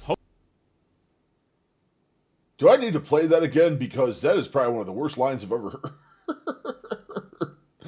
Holy shit. hopeless, and spiritually confused into a multi-level marketing scheme where he promised them spiritual enlightenment behind a paywall that never ended. Life is improved on a gradient. It's improved a little, and then it's improved a little more, and it's improved a little more, and a little more. He told stories of how 75 million years ago, an evil tyrant collected beings on other planets to be stored in vault. Bucky! Bucky! What's going on, Bucky Bob? How's your day going, brother? Volcanoes on Earth. Box them up in boxes. We're learning about Scientology. Threw them into space planes. The insanity of Scientology. As this film depicts, the spirits' bodies were destroyed by hydrogen bombs, and today their troubled spirits are attached to human bodies by the thousands. Called body thetans, they cause endless problems. Only Scientology knows how to shake them loose. You talk to them. And when you find out who they are and what they are, what they're doing, and what's making them stick around you, then they glow. And so you pay a lot of money. I mean, you have lots of body thetans. This process takes lots of time. Then I met a subscriber working as a Scientology recruiter. I'm a big fan of yours. Oh, hell yeah. Yeah, I've seen your videos. Okay. Right on. This guy's done a lot. He does. Yeah. He's done a lot. You almost seem like a match. Huh? You almost seem like you guys are matched. Thank you. Yeah. So this is a religion? Yes. What this is it's based on science, but a lot of it, it's categorized as a religion because, frankly, we deal with the spirit, and I mean, where else are you going to put spirit in a lot of categories? It's basically Scientology is tools for use for handling the problems of life. I'm not going to lie. I have no idea what you mean. I think autocorrect might have just ruined you right there. Autocorrect was probably not your friend on that one. You look at Buddhism, like you look at, reincarnation, all that stuff. A lot of that research that's what a lot of this is. I wondered, what would happen if I too became a Scientologist? How much could I learn from the inside? What was your first name again? Josh. Josh. Nice to meet you. Maybe Easy to we'll talk remember. afterwards. Yeah, maybe so. Yeah. And my personality test results were ready. So I didn't score within any of the acceptable ideal ranges? It didn't come that way, no. But take a look at it this way. Yeah. This is just a start. I'll give you another example of someone you probably know, Grant Cardone. Yeah. He's a He's a Scientologist. Florida guy too. Yeah, a lot of it is taken from L. Ron Hubbard's, administration tech. But I'm more of a believer in not the supernatural, but there's something bigger than us here. But I realize, dude, Buck, I'm telling you, man, I've been utterly freezing for like 2 weeks. Got Judge Hubbard harshly. Not that I should, not that it changes anything. Still kind of hoping. Yeah, you're right. It would be fair. This whole thing is just cult. That's all this is. Just put on another layer. Yeah, I hear you, Bucky. I got an electric heater built into the wall down here, so it's not too bad. This room does not retain heat very well, though. The entire bottom of my house, I'm built into a hillside, so literally 2 feet behind this wall is literally frozen ground that's like fucking -5 degrees right now. So no matter what I did. Layer autocorrect not your friend today. Yeah, I see that. Dude, new autocorrect is dog shit. I remember, dude, my old phone that I use for a camera that I've had for like 7 years, best autocorrect ever. It actually saved me when I needed saving. It didn't screw me when I was trying to write weird shit. The new autocorrect is the opposite. Every time it needs to save me, it doesn't. And every time I don't want it to fuck with me, it just fucks with me. 2025 autocorrect is bad, dude. I'm wondering what it is, you know? Like there's other people outside of this. Oh, I definitely believe in aliens, if that's what you're asking, yeah. Yeah, not from the religious standpoint, but I for sure believe that. Yeah. There is what we call a grade chart, which actually you progress level by level, and you get more and more awareness of yourself, a technique to actually handle the aspect of, people hold on to emotions and hold on to things. Yeah. For themselves, like trauma. Yeah, okay. And so you can actually get rid of those experience, like not the memory, but the pain or the thing that's emotional connected with it, so that way it doesn't actually affect you. Edward Hubbard, he found that kind of like when you get rid of like the painful experiences, that people feel better. So as they kind of clear those areas of like, okay, I committed this sin or I committed whatever, it's just done. And that's all the auditor, what we call it. That's all we do is we actually unchain you, so to speak, from untethering you from that over that withholds. You're not withholding. Okay, and you guys are religious, so tax-free? That's right. Okay, that's fire. Yeah. No, this is such an interesting world. Yeah. That's cool. Yeah. No, you've been very generous with your time and just explain. You know why? Because I saw your video about what you do in other churches. And I was like, oh man, I better be like really nice with you. And this is one of Edward Hubbard's book, which you can have. Oh, thank you. Yeah. Thank you so much. You're welcome. I texted my mom. I was like, "Do you know about this?" She said, "Ask them what Xenu is." What is that? I can. What is it? South Park did a hatchet job for us on Scientology. They're the authoritative thing on, like, we believe in aliens and stuff like that. Is that true? Is it like extraterrestrial? Like, I'm pretty open-minded to... Not necessarily, not really. I mean, mostly it's just, scientific high. Well, these guys hadn't even gotten to the OT level. Signs of how you handle yourself. Dude, just the eye contact. Just the eye contact. You've been tracking your diet strict still. Drink ounces too. Curious to see that led up to that 15 pounds possible causes when your workout says there's 64 ounces of food, might be 3 pounds, 15 in a day. Doesn't make much sense. I did not track well over Christmas. Actually, I didn't track for I'm back on tracking like crazy today.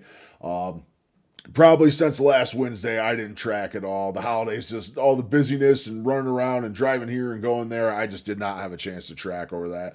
So...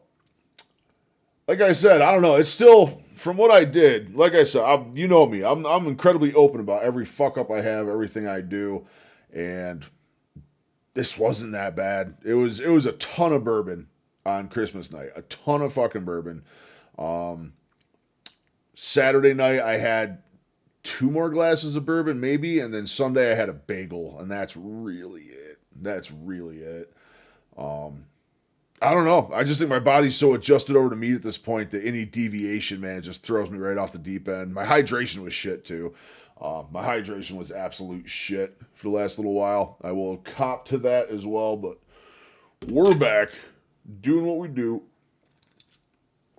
I finished this one. This will be 84 ounces for the day, which, since I'm retaining a lot of water, I think, my Dux is probably psychologically sound.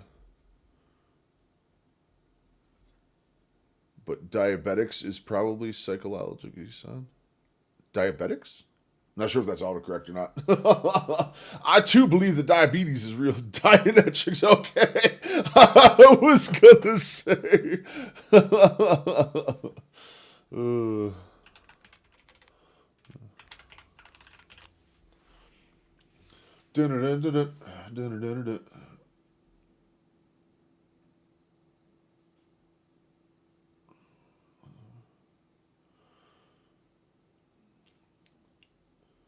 Pseudoscience, I mean, I'm kind of looking into Dynex. A set of ideas and practices developed by L. Ron Hubbard in 1950, presented as a form of mental health therapy, later incorporated into Scientology, is considered pseudoscience by mainstream psychology and medicine. I mean, yeah, to a degree. I mean, if it's something that he based on, it looks like he did a lot of stuff, based a lot of his stuff off like Sigmund Freud's studies and stuff too, so... I mean, I don't know. We'll get a little further in. We'll think about it more. We'll see what's going on here. Tyler Oliveira gets real in-depth with this stuff. He gets real in-depth.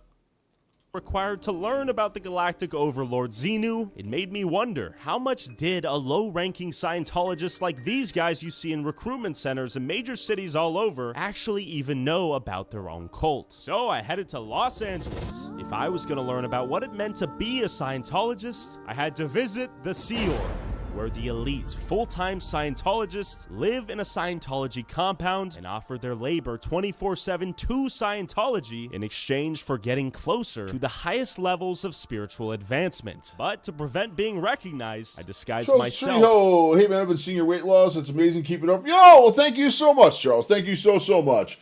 We've been putting the work in. It's been a wild year. We are shrinking down.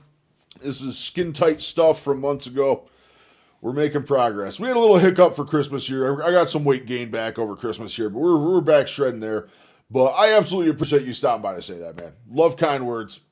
Love the support. You guys are absolutely amazing. We're just having some fun right now. We're breaking down some Scientology stuff, having a good laugh here, and yeah, that's about it. How's your day going? Infiltrate their recruitment center.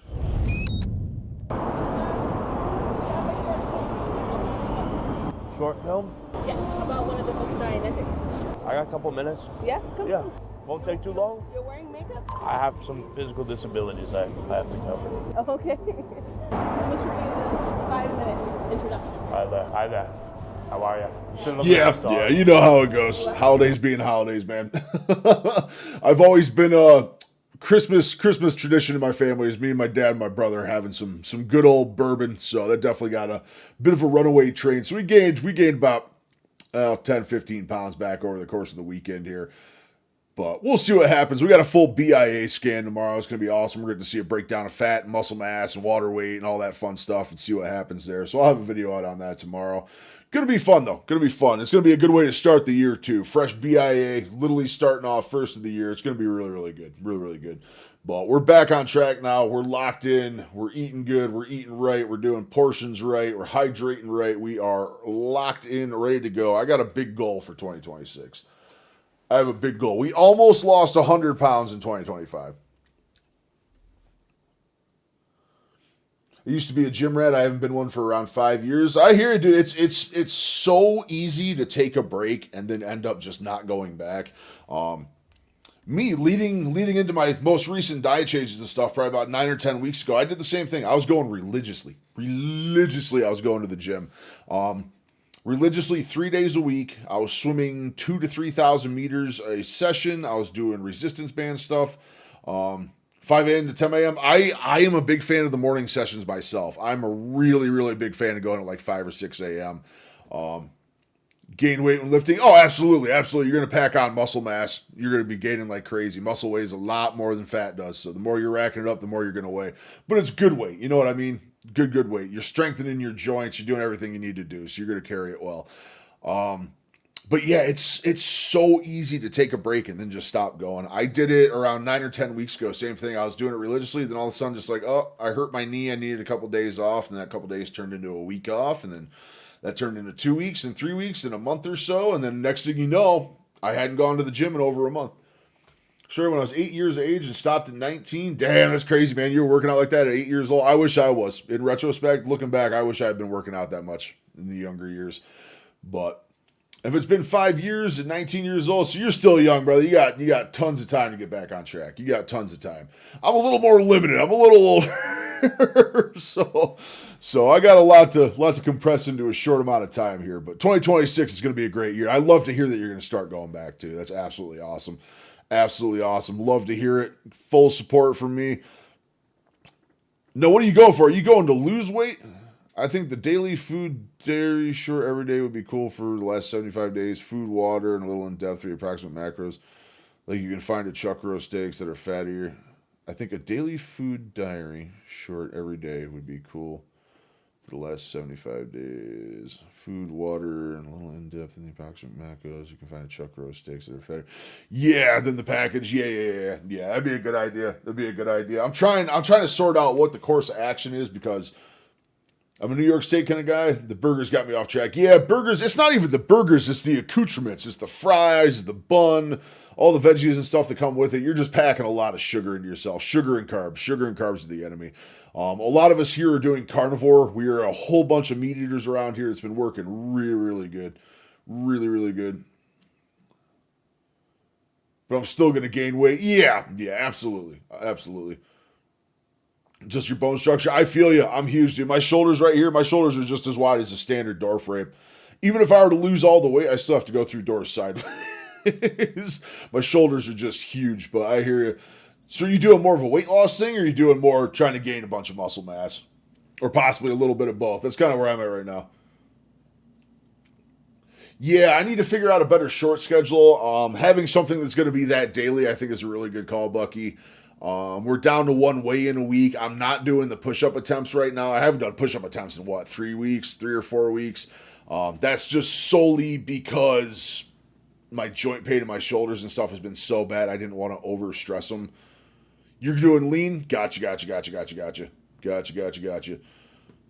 Love to hear, man. You're there, you're putting the effort in, that's all that matters. As long as you're getting up every day and doing it, that's the biggest thing. I'm on a break today. I took a break from the gym this morning. I have severe knee pain right now. My joints are in really bad shape. I also deal with chronic Lyme disease, so my joints are really, really beat up, and that's my biggest detriment in going to the gym every day, is someday my pain levels and my instability in my knees and stuff is just so bad. It's really hard to get there a lot of the time.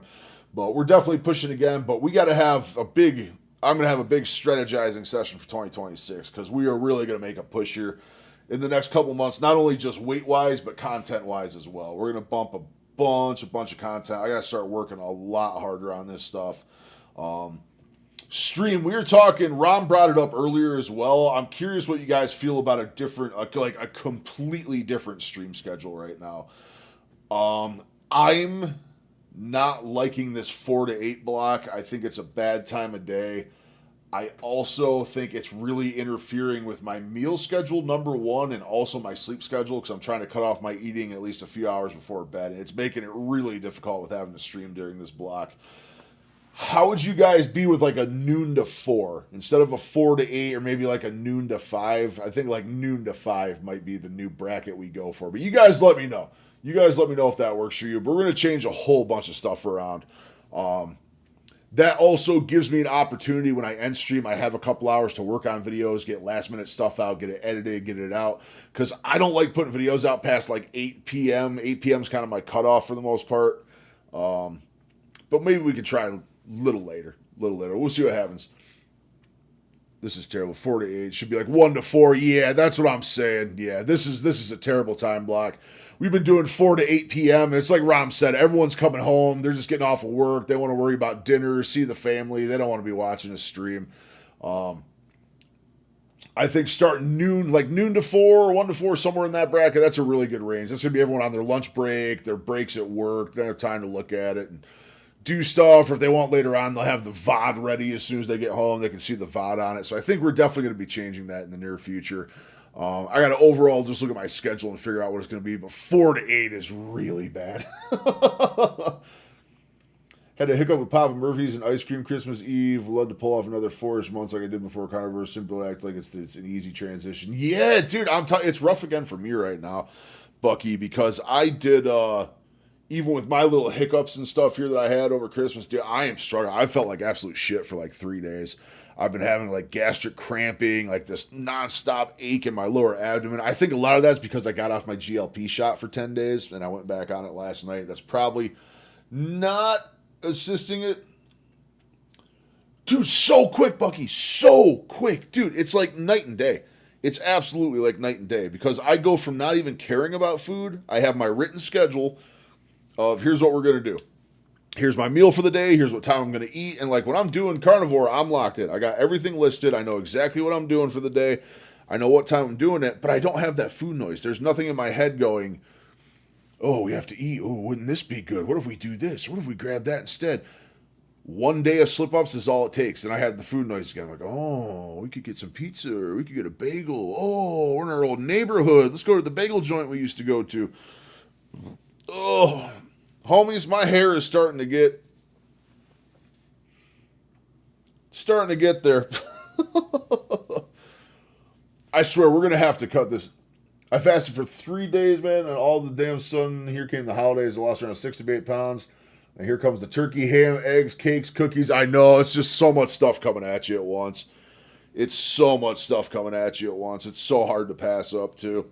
Which I did good. I'll tell you what, Christmas Day, man, I stuck to venison. I had venison steak, and I did have some bourbon, but I did not eat out of line at all. There was mac and cheese. There was cookies.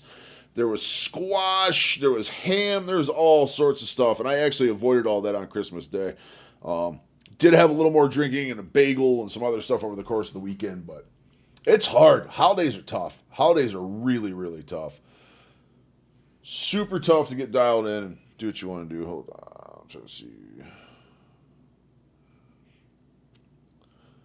We're going to go for another 5 minutes real quick. I'm going to take a 5-minute break here coming up. It's I got to make sure wifey's up for work. I also think we're going to do, you guys want to see a blood pressure right now? I think we might do blood pressure live. We'll do my blood pressure reading live for the night. Yeah, stuffing stuff, Charles. Where did Weird Al come from? Oh, what, the guy that said Fat Al Yankovic? Oh, no, you're just saying because my hair's down.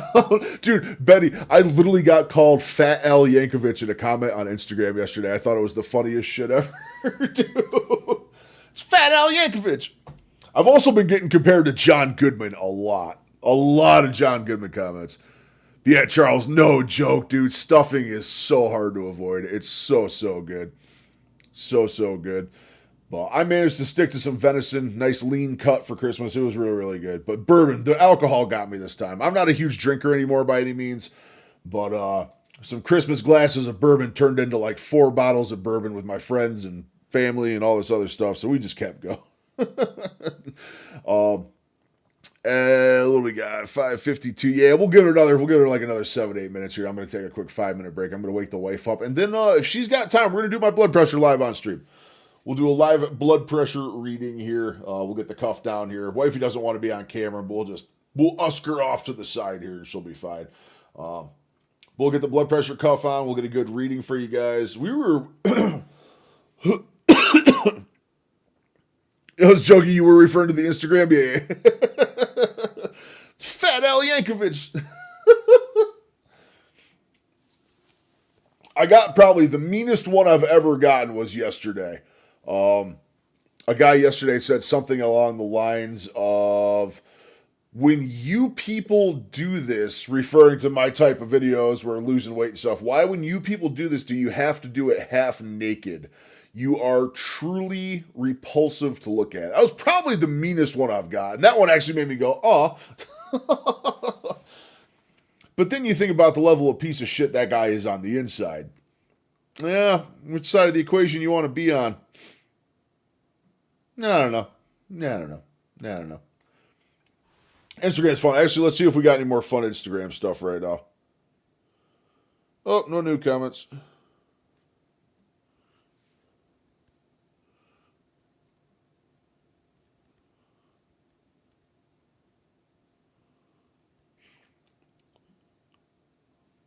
Oh, someone commented with the GIF. What do we got?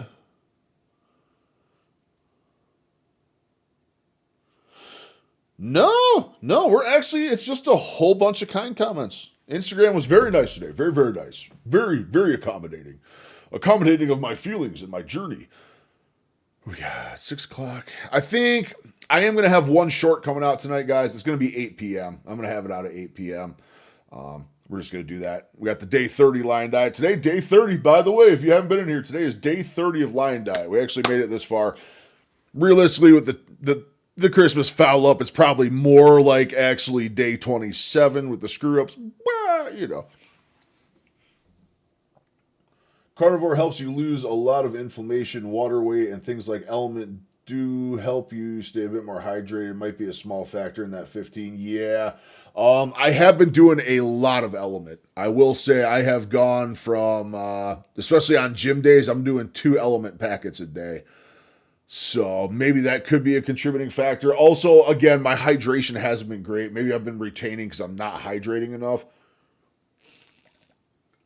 Over the course of the last little while, I was only, there's probably a few days over the course of the weekend stuff where I only had 20 ounces of water a day, something like that. So I think I'm dehydrated as well.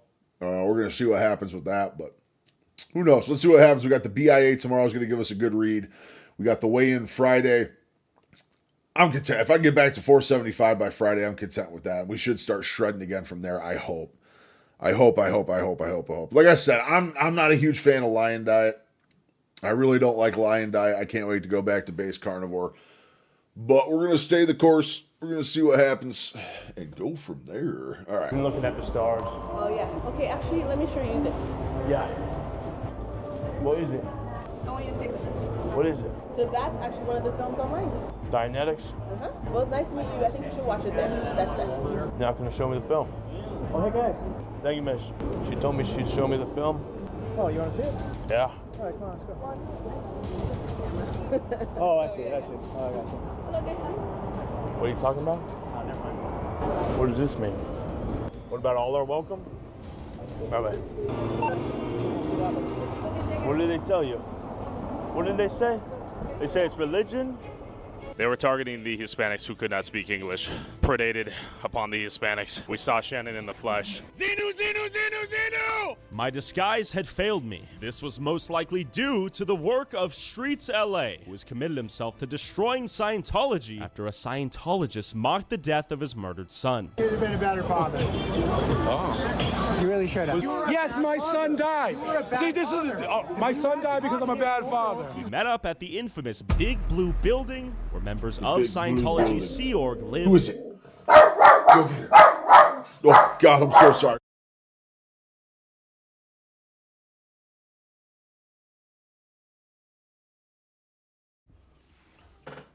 I should have known he was going to bark that much. But for some reason, I didn't think he was going to bark that much.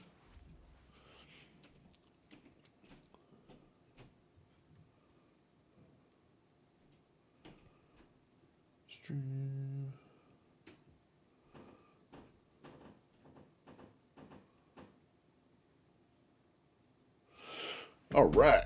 Wifey is up, which means we're going to get a live blood pressure here, boys. We're going to get a live blood pressure and see what happens. Very interested to see. I did just eat. So I'm curious to see. Yesterday was 120/72. Phenomenal number. Hoping we're looking at something the same today. Full time to see what life is like for the most committed members of this cult. You can't even see inside. Why are they so secretive? I'm gonna guess that has something to do with guys like you. Possibly. Would you guys care to have a friendly conversation? We're just trying to learn more about the church, but no worries if not. Why are you running? Do you guys know about Xenu? Excuse me, sir. Can we discuss Xenu?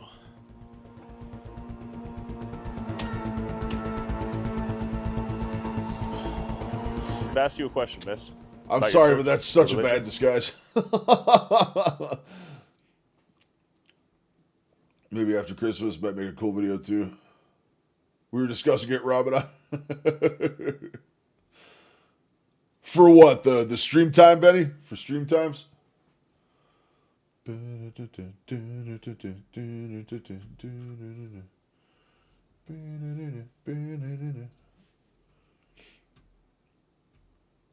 Few day fast again. Yeah, we were just talking about fast, Bucky. I think a lot of us are thinking about doing 1 day a week. We'll do 1 day a week. I would like to do a 3-day to get like a real kickstart going. Maybe the end of the week. Maybe Thursday, Friday, Saturday, I'm going to start off with a 3-day maybe. That wouldn't be a bad way to go. I'd kind of like to ease into it and do like a 1 day, a couple weeks of 1 days and lead up to a 3-day and see how that goes. Fasting, yeah. What you guys come up with? The might of Benny and Rom combined is indestructible.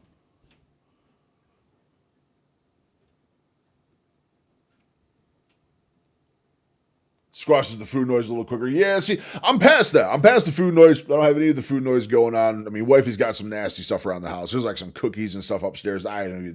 Last 2 days, I haven't even looked at them, haven't even paid them no note. Just sitting there, but I'm good. I am absolutely good. I'm back on meat and waters, all that tastes right again.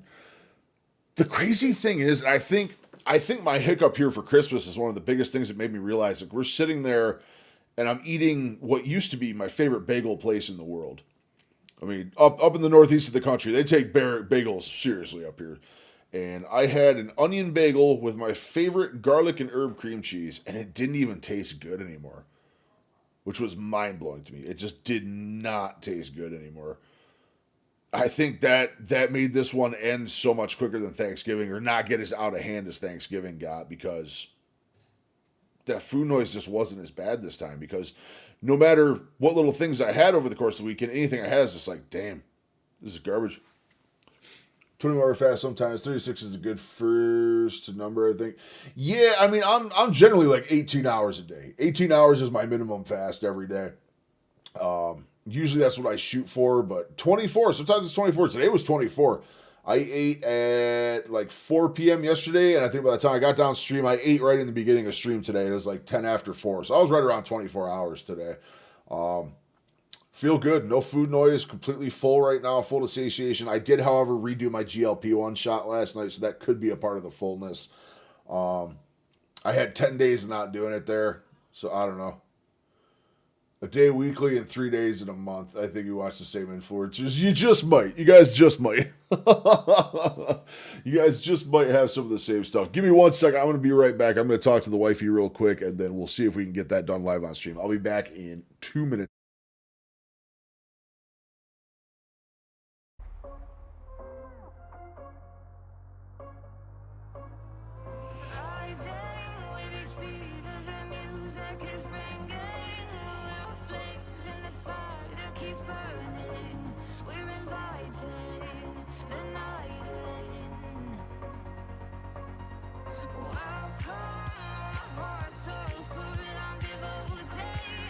Myself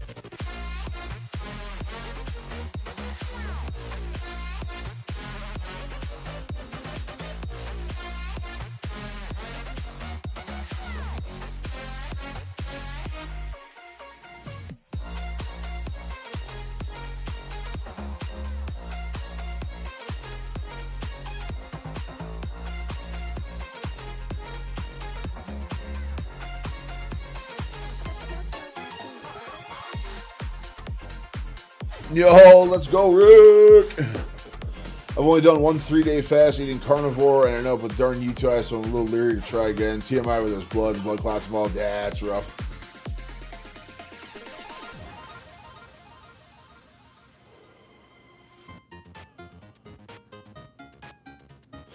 GLPs, Bucky, they control your appetite, but I've also been looking into it more, and they slow down your digestion as well. So I don't know. I'm in a really hard spot with the GLPs right now. Because I'm afraid, because they do help with food noise. The GLP keeps my food noise at like a bare minimum.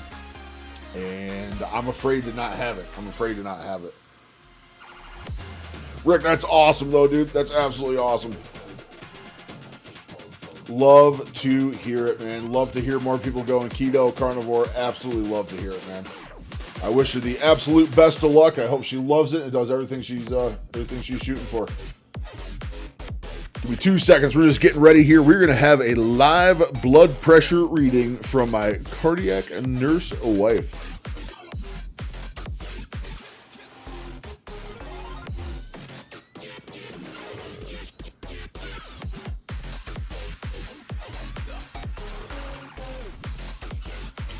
You guys want to place bets on my blood pressure? Do it up. I have no idea where my blood pressure is going to be this time.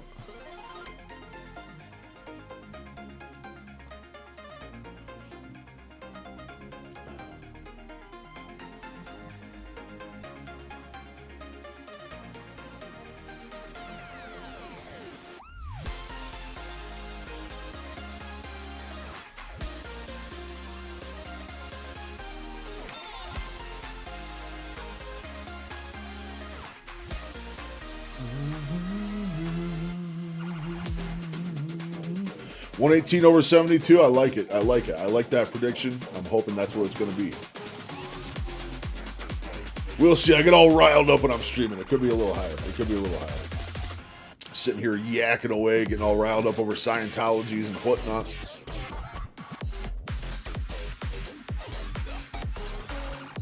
I am looking forward to changing that stream schedule. I think noon to 4 is going to be our new block, gentlemen. I think noon to 4 is going to be the new play for stream. I'm going to ponder that more tomorrow, and whatever we decide for a change probably is going to take place on Thursday, and we're just going to go ahead and do that because 4 to 8 ain't doing it. 4 to 8 is not working. 4 to 8 is absolutely not doing the trick. See how long I can hold my breath measurement? It's not long. How long can I hold my breath? I don't know. Here, let's time it. I guarantee it's like 20 seconds, not even. I smoked Marlboros for a very long time. Let's see. Oh, hold on. We'll do that one in a little bit. We got blood pressure time coming up here.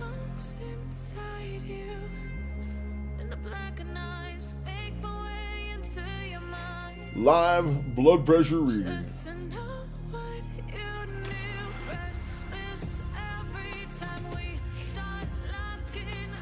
Oh, I'm gonna scoot over so you don't have to be on camera. Yeah, you should be good. If you come too far around, you should be on. Lost is there. This arm's like right here, so.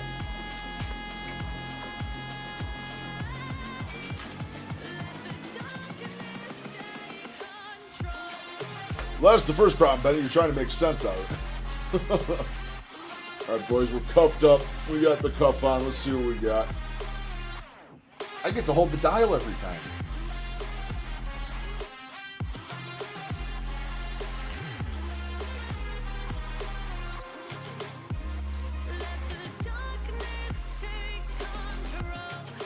That probably best to do that before this time. You were flailing with it last night while you were trying to do the miracle last night. Yeah.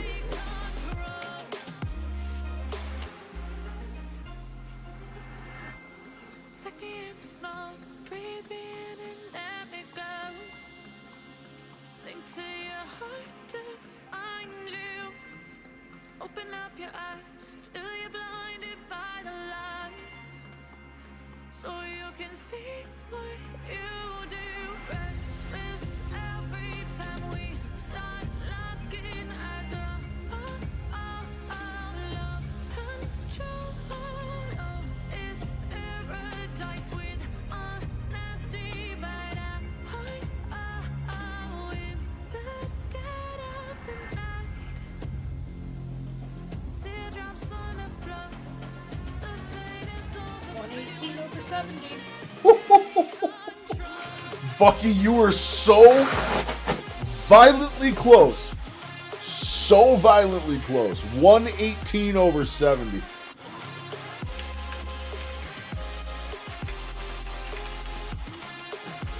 $118/70, dude. Oh my God.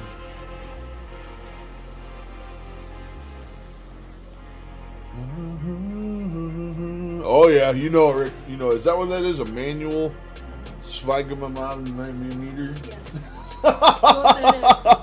Yeah, Rick. My wife is a cardiac nurse. She's cardiac step down telemetry, so she knows a lot about blood pressures and heart rhythms and all that fun stuff. Can I tell you another funny thing? I don't know how to say this word. Yeah, she doesn't know how to pronounce it either.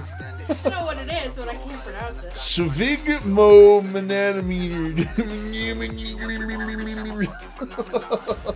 Blood pressure cuff. Blood pressure cuff. I do have one of the digital ones. I only use that when she's working out of town, though, and I have to take it by myself. That's the only time I use the electronic one.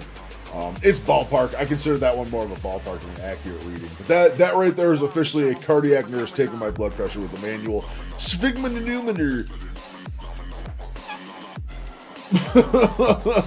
Yeah, I don't trust the machine. When I do the electronic one, it's more just a ballpark figure is what I go with on those, if I can get them to work anyway. We're learning about Scientology. Okay. Yeah. I'm going to work. Okay. You're cute. I'll be right back.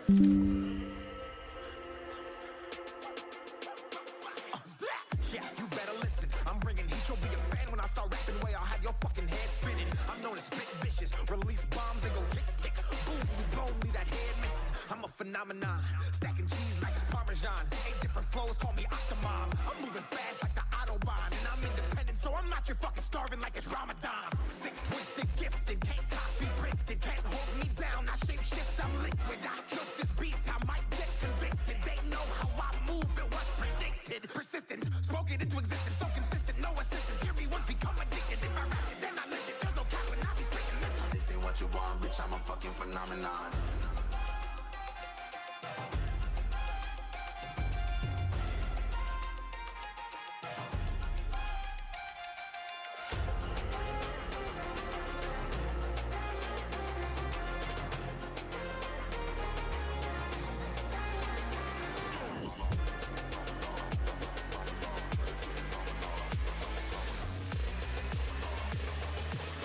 What you want, bitch, I'm a fucking phenomenon.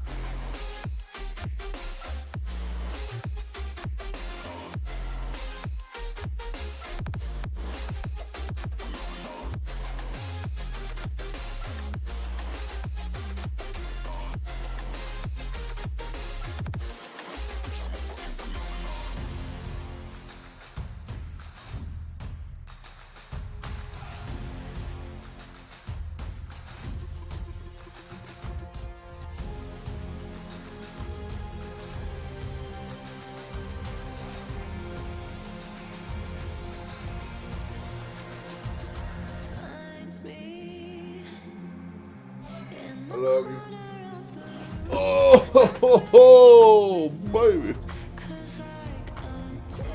Kick out the electric, see how close they compare. Ah, it is all upstairs. Celebrate with mouth to mouth. Maybe. Huh? I was talking to stream. Kick out the electric, see how close they compare. I struggle to use that electric half the time. It is actually, the electric I can't whip out right now. It is buried in boxes. I'm still moving the man cave. I'm still moving the man cave. Actually, you guys want a full tour of the new man cave? We won't do a full tour. We'll spin it around here a little bit. Here we go. reset. Ignore my cable management, it's not great yet. We got a little back from this dog. This is the new zone. The new zone. Well, there goes the puppy. There goes the puppy. Hoo-yah. But I have a lot to unbox. I still have tons of stuff boxed up, packed up, and the electric blood cuff is in one of those boxes. So, sounds good, Betty Bob. Sounds good. We'll be going. Probably going to go to 7:30 tonight. So we got about another hour and 15 minutes or so. We'll be going. Let me kick my volume back on here. We're going to keep this video going. This video is very, very interesting. So we are going to keep on rocking. My cheap ass earbuds don't want to stay in. I seek to learn. All right, we're back. Nothing more, nothing less. I'm stuck. Good evening. Oh, why are you flashbanging me? Hold on. Don't shoot me, please. Flashbang. Just let me look at the church. Let me look at the church. Question for you. Is this the Church of Scientology? Sure. Can we talk to you for a little bit? Can we talk to you about Xenu? Can we discuss Xenu?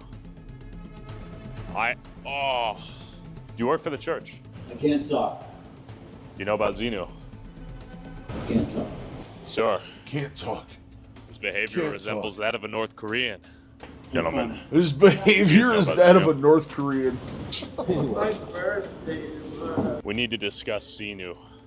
We need to discuss the predatory practices of the church. While none of the Scientologists here would talk to me, William was eager to explain the situation. Can you tell me about the auditing process? Essentially, they have a machine that's like essentially a lie detector. And so they ask you personal questions, ask you about your life, ask you about your feelings. They gather all that information. It's recorded visually and with audio, and it's kept and it's archived, but they ask you lots of personal questions. Things like, what do you think about your mother? What do you think about your brother? Okay. And you're forced to admit these things because you are hooked up to the lie detector test. If you try to leave, they will use that against you. They'll say, well, you know what? You said these things about your mother. It'd be a shame if they found out about that. What about the crimes you committed at some point? They will use that information against you. So the people that work in here...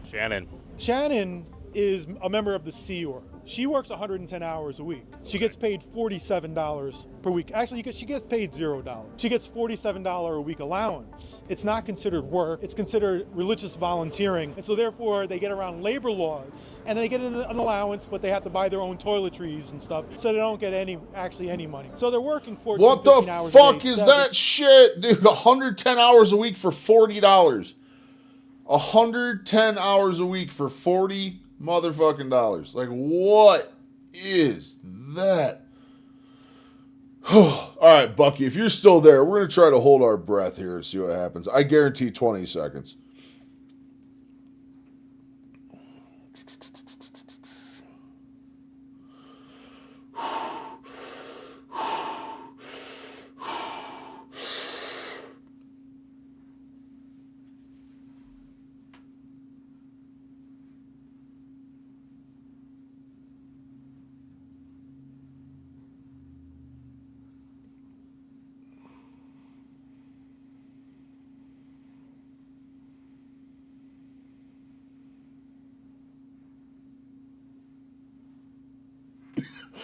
Look. 24 seconds. Whew. I didn't feel good either.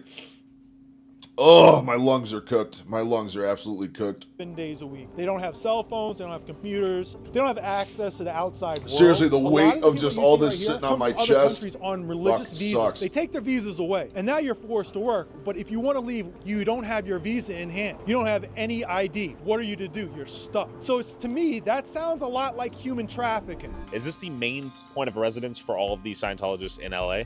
Yes, and it's also sort of like their main church too. How are you? Question for you, sir, while you're here. Do you know about Scientology? Not much. Do you want me to teach you about it? No, I don't want to. Oh, your neighbor. I live in there, yeah. Do you know what they do? I have no interest in knowing. Have you seen anything unusual? Not really. Are they nice people? To me, they have been. Have a good night. I'm not a Scientologist, no. I see, okay. You haven't been threatened to kill if you say otherwise? No. All right, cool. For sure.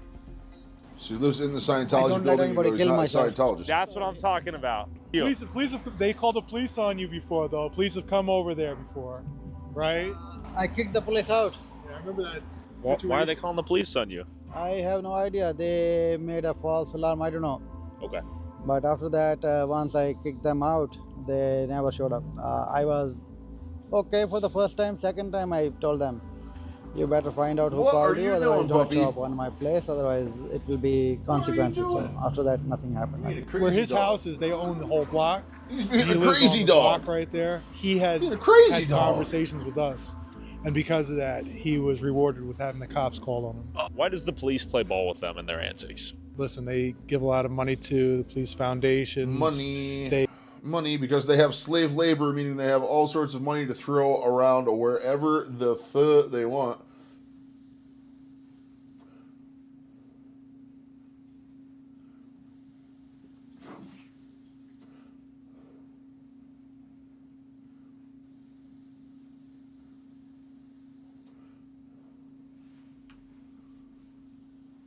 They love bomb them.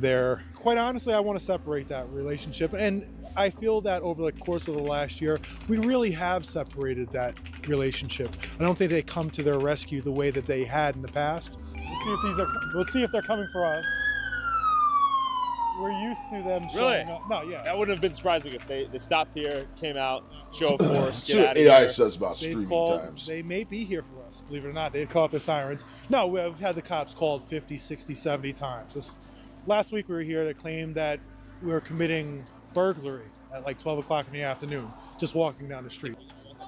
What are they saying? Just came up on Citizens app that someone has a kitchen knife 400 feet away, but I don't know if that's right. So we're the ones with the kitchen knife. I don't know. Allegedly, maybe. Allegedly, maybe. Okay. I'm assuming that's what they're... Okay, report of man threatening person with kitchen knife. What? Are we the ones with the kitchen knife? Most likely. Can you tell us who you are and your experience getting stalked by the Church of Scientology? It's allegedly stalked. I went to drop William off at his house, and there was a car behind me that I noticed was sitting outside of his house for a minute. Okay. And then they waited a minute, and then I saw, finally they realized I wasn't going to move. They pulled around me, and I noticed that there was a Scientology sticker on the back of their car. I have the photo. Also, if you want to see it. That's pretty bold. I stopped Another posting cop content. car. That's 5. That's 5 times in a row. I got no knife. I'm innocent. Sorry. If they were trying to not be obvious, they wouldn't put a sticker on the back of their car. Sure. But I think they just wanted to show, like, oh, we know where you live, and like. And do they know where you live? Of course. Well, they were outside his. It was after I dropped him off, but of course they know where I live. I don't like that. They've stalked their family across the country. What? Yeah. All because of TikTok antics. Yeah, allegedly across the country. They're going to do a full background check on you. They're going to get your picture. They're going to run you through facial recognition. They're going to do a full background check. They're going to scour the internet. They're going to get every bit of information they can. And they're going to send it to your neighbors saying this is a terrible person. They're going to make up lies about you and stuff like that. And you mentioned your son. Obviously, it's not a comfortable thing to talk about, but they lied about your son who's no longer alive. Correct. So there's no level they will not stoop to attack you, I assume, right? There is no level that they will stoop to. They've allegedly slashed my tires like 10 times. What? It just so happens that a whole ton of the times that I come out here, I come back to my car, magically the tires are flattened. Oh, this is their dining area right here. So they come out here to have lunch, dinner. No? This is for public view to make it seem like it. See these people that live up here? Look at that. So they're not here for... So this is pure like North Korea-like propaganda exhibition. It's important North you said Korea that, because is I think best that Korea. if you want to create some sort of correlation with another system, I think North Korea is really close. That's here to do surveillance. Well, you want to see some more? Look at those signs right there. Right there. Right there. Feeling stressed, feeling anxious, feeling uncertain. Everyone's feeling those things. 1, 2, 3, leave. Let's talk about that. So they're talking about feeling uncertain, feeling stressed.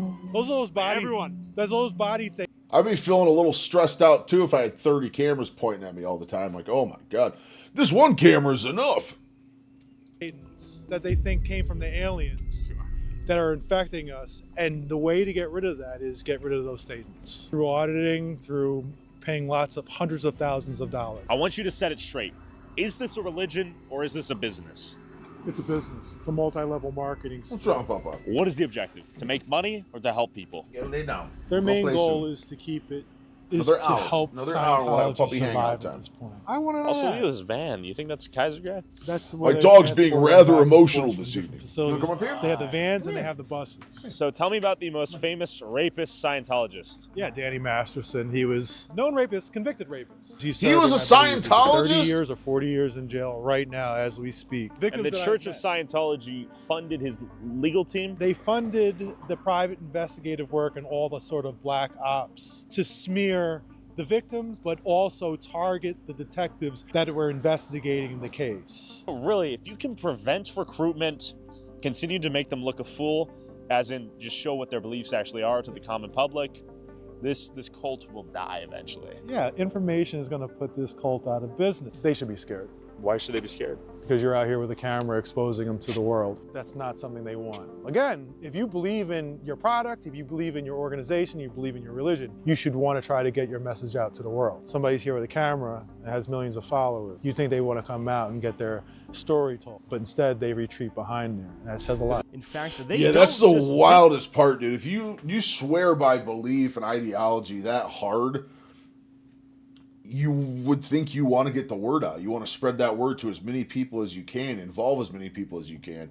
Yeah, anytime a camera's flashed or the wrong questions asked, these people run inside, and the people they're trying to pitch their sales pitch to, they drag them inside too and hide them from the whole act of it being questioned. It's very, very strange. Very, very strange.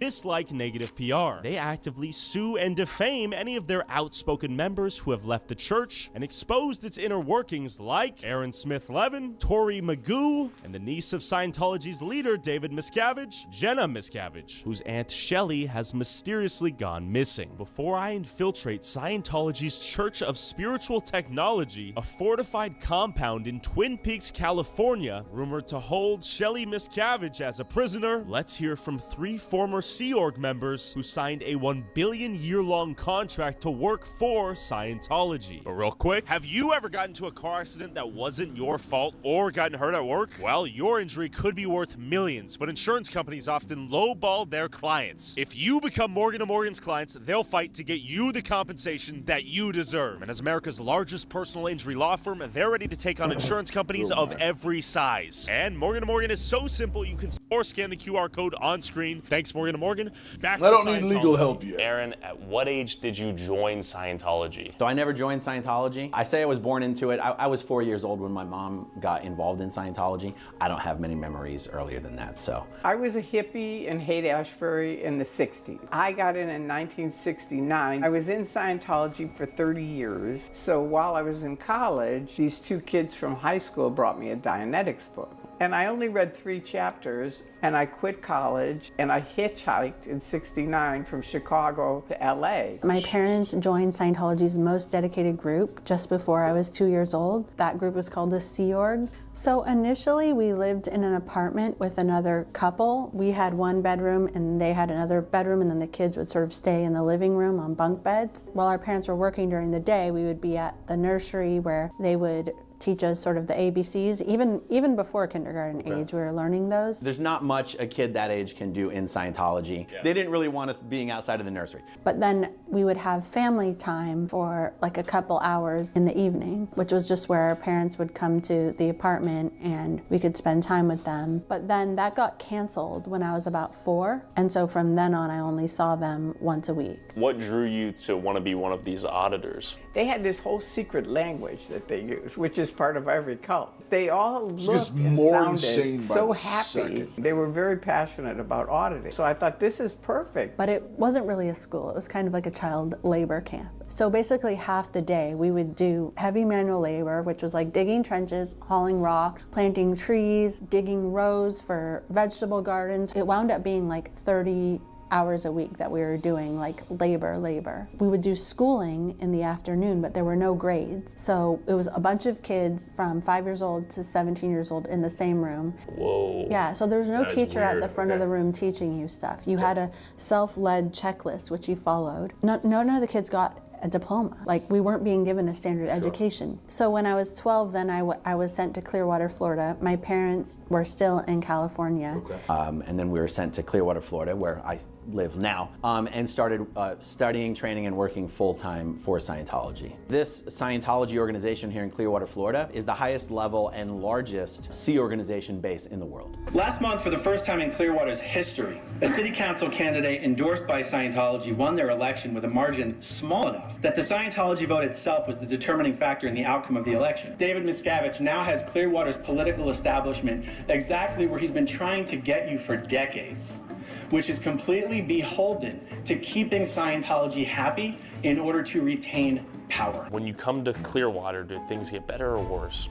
Better in that there's not as much manual labor, but worse in that I basically see my parents once from the time I'm 12 till I'm 16, and I'm not allowed to speak to them. The Sea organization is Scientology's most dedicated core of workers. They basically wear military uniforms, they sign 1 billion year contracts, or they basically dedicate a lifetime after lifetime to the Sea 1 billion years of Org. servitude.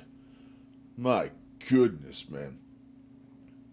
If you're not questioning a 1 billion year contract, what are you doing with your life? Feed you what you get. Yeah. You work 24/7. You get paid $35 or $50 a week. It's like a whole controlled thing. You know, your life is over once you join the Sea Org. So I joined the Sea Org. I did the whole life thing, and then I run out of my medicine for epilepsy. And so I say, look, I've got to get a refill on my medicine. And they go, medicine? You have to go through the MLO. And I'm out on a ship out in LA Harbor. And I go down and see this kid who's like 18 years old and totally not medically trained at all. Okay. And he goes, well, you're in the Sea Org, and we're the top 10% of the planet, so we don't take medicine. You.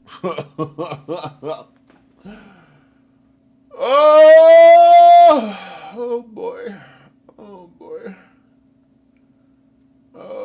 This is just as bad as I thought it was going to be. You're Definitely as bad as I thought it was our going to be. program, which is Dianetics and vitamins. And instead, I start having grand mal seizures, and it's awful. Why would anyone want to join the Sea Org? So if you're a Scientologist and you believe in L. Ron Hubbard's story, we here on Earth are basically living on a prison planet. If you believe in the story of the nature of existence and reality, nothing could be more important than dedicating the rest of your life to freeing all humankind from this prison planet. And that with enough Scientology auditing, you can not only regain all your past life memories, but gain the ability to skip the Between Lives implant station after the next time that you die. So that everything you do in Scientology, not only will you remember it next lifetime, but you'll retain. At the end of the day, I'm just hoping it ain't reincarnation, because I don't want to fucking do this again. We don't take medicine like carnivores. I still take 13 medications right now, but we are down one. We are down one. I was able to get rid of one of my acid reflux medications so far. It's been very, very nice. I would love to get rid of the other one. And if my blood pressure keeps reading like it did today, we are getting close to getting rid of some blood pressure medications, I think, which will be huge. Absolutely huge. I cannot wait to get off of these medications. I truly cannot. All of the gains and abilities that you had. I believed in that in all of your previous lives, you've been a king a million times, you've been a queen a million times, you've been a president, you've been a CEO. Okay. The only thing you've never done is Scientology, because it's never existed before. Do you know about the volcanoes and the Thetans and Xenu at this point? I never did any of the confidential Scientology levels. And so the most absurd beliefs are paywalled. They owe me $1 million. How do you get to OT3? What's your first reaction learning about Xenu? My first reaction was, you gotta be kidding me. I was sick and out on the ship. All of a sudden I realized 75 million years ago, this evil warlord named Xenu. You know, and I'm like, come on, this can't be. And then all of a sudden I think about it and I think, you know, doctors don't know what causes seizures. Maybe it is these BTs and clusters, which are part of the Xenu thing. OT5 is the exact same thing as OT3, except OT3, it's like these spirits are all over your body and you have to get rid of them. But OT5, they could be 5 feet away, across the room. They could be across the country. They could be on Mars. That's why people go insane. And how did you have time to meet a wife? Oh, well, you're working with Sea Org members. You're just like, you want to get married, or? Yeah, really. It really is. Because you guys don't have time to flirt or get to know each other. You're just like, you and me, you want to? That was actually my first Morgan & Morgan commercial ever. Ever. I've never heard of Morgan & Morgan once in my life. To do this thing? Walk around the block a few times. I've also never needed a personal injury lawyer, although I should have when I fucked my knee up. I'd probably be rich right now. So they wouldn't allow us to get married for Hindsight's a long 2020. time because they were concerned that my parents would have to come to my wedding, and his uncle had like looked at some anti-Scientology site, so they wouldn't let us get married. So we actually had sex before we were married. So we were like in big trouble. How did they find out? He confessed. Well, because they were constantly interrogating us and him. During the auditing sessions? Yes, during Okay. the auditing sessions, yes. And also he thinks that he's like, that if he did something bad, that he's gonna ruin his eternity. They wound up like separating us. They like hid him away constantly. And when they tried to take him away, I basically like just went on this full out hunt looking for him, going to the other Scientology building, even like busting down doors. And basically they were telling him that if he talked to me, then he would never see his I want to family see the again. psychopathic shit going on with like John Travolta and Tom Cruise. I don't know what's up with that. Like the major celebrities getting into it. Can you imagine? They're probably worshipped like fucking gods or something. They just feed women to these fucking people, I bet. Yeah, so they were having him be interrogated in the basement of the Blue buildings in LA and being followed by a security guard all day. Finally, they would not tell me where he was. I actually was like having a mental breakdown at this point, just like all of the isolation, all of the control. I actually wound up hanging myself out a 5th-story building and was like, you need to bring him here or else I'll just let go. And so then they brought him to me. Basically, I knew that they cared about PR. Oh, so you threatened to kill yourself in Yeah, front of them if they didn't bring him back? Yeah. And do you think they brought him back because they cared about you, or? No, they brought him back because I'm Jenna Miscavige and that would look horrible on them. That's literally all they care about. They didn't care about me. Yeah, so after we got through this whole crazy program interrogation, we wound up getting married. A couple people from his family were there, and then we went right back to work after it. What drives you to leave the Sea Org? Just the misery of feeling like you're constantly fighting a battle every day. I still believed in the mission of Scientology, but I was like, I'm already giving my all. I don't need to be giving my all and be made to feel like I'm a bad guy. They wound up sending us on a mission to Australia to help them find a new building and to fundraise for it. To be honest, I think that they were sending us there to get rid of me because I was starting to revolt against things at this time. And so when we were in Australia, it was like the first time I was around people who weren't Scientologists. I was like, oh, they're normal and cool. So I look on the topics, and one of them is by Mary Tabioyan, and it says, ladies, if you're thinking of joining the Sea Org, read this. And I open it up, and it's all about enforced abortion, which I didn't know they were doing. They don't tell anybody that. Because Forced of the abortion. commitment that it requires. Holy fucking shit. Holy fucking shit. You are not allowed to have children. If you get pregnant, you're pressured to have an abortion. And by the way, this has changed in recent years because of the legal problems that it creates. I can imagine.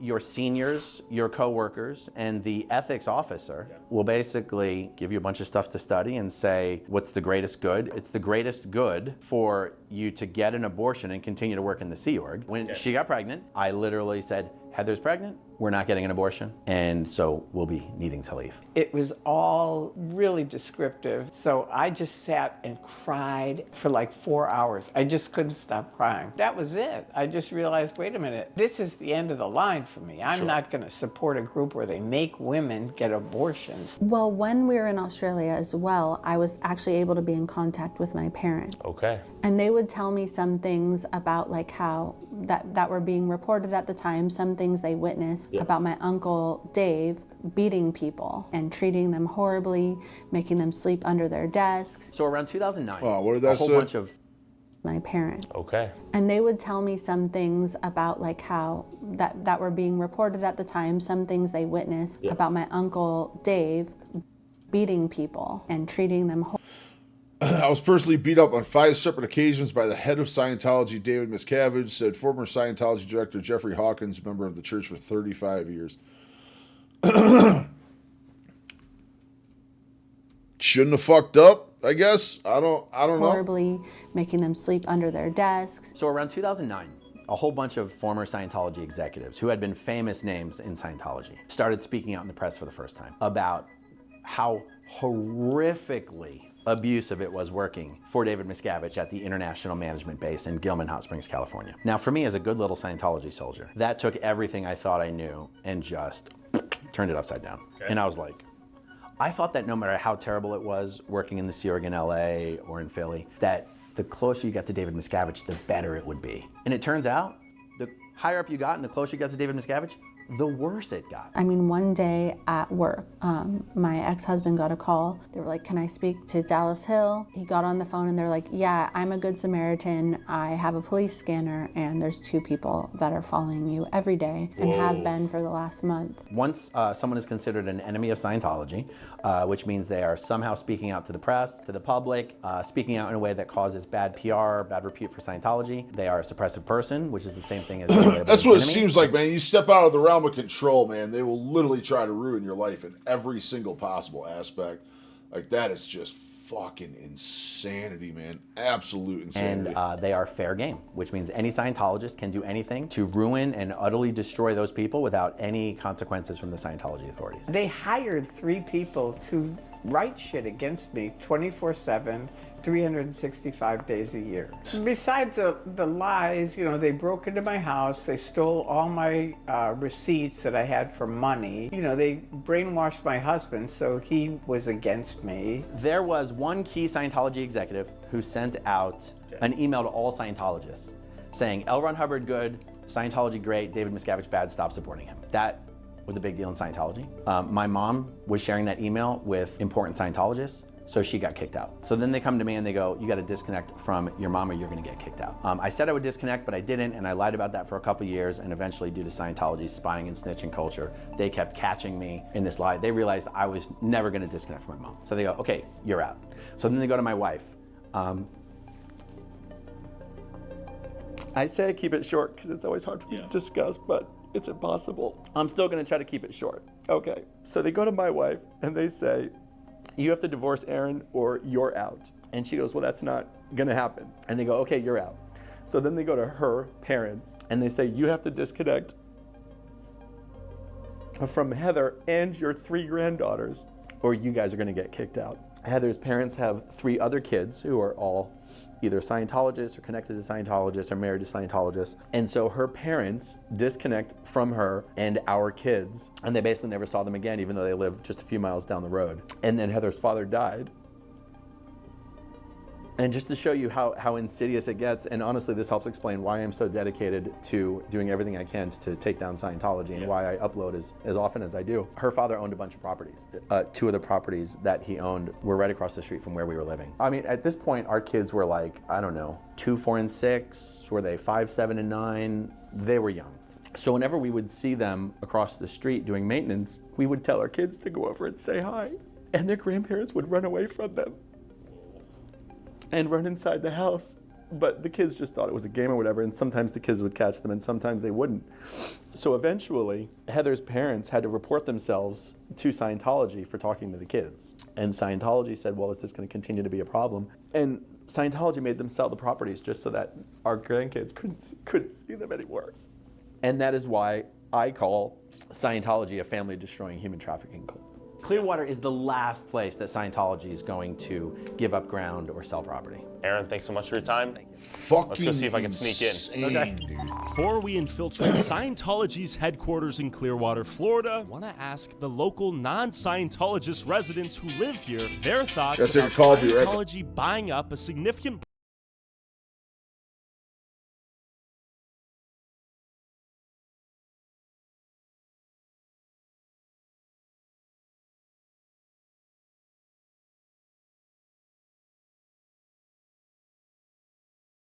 portion of downtown, turning it into a ghost town infested with brainwashed Scientologists. Can I join Scientology?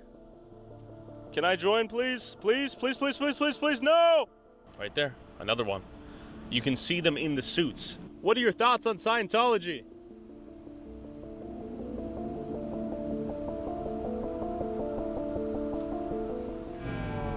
Case in point. The vibes here were creepy. Don't let me stress you out, it's no worries. See you later. I don't even know what to make of these people anymore. So I want to establish how empty this is. It's 3 o'clock right now, to be fair, but take a look. There's not a ton going on. Like, this is a ghost city. What am I, in North Korea? Am I in Pyongyang right now? Where are the people? To be the Clearwater building, restored 1995 by the Church of Scientology. And back there I saw Scientologists enter the building. Camera, camera, camera, camera. 5 cameras on this one street. Right in this car, we have 2 Scientology members. Right there, you have the vests on. I think they've taken over the city too much. It's a cult. Nope, they suck. How long have you noticed them here? Oh, they've been here for years. They own that building. They own most of the buildings around here. In fact, Tom Cruise is supposed to have a penthouse up there. They can suck it. They own too much. Too much? I didn't realize how much they actually owned. Okay. So they actually own more than what I thought. I suppose we're just like most of Clearwater. Afraid they're gonna take over, buy up real estate? Yeah. Okay. No, they already have. Are locals concerned to speak out and let the... So. It's not a religion, that's a cult. That is Keep total going. cult. Yeah. Total cult. They don't belong here. I hate them. Okay. I can't stand them. And what is their relationship with people who live here like you? I really don't have any relationship with them. Okay. You know, I mean, they don't bother me.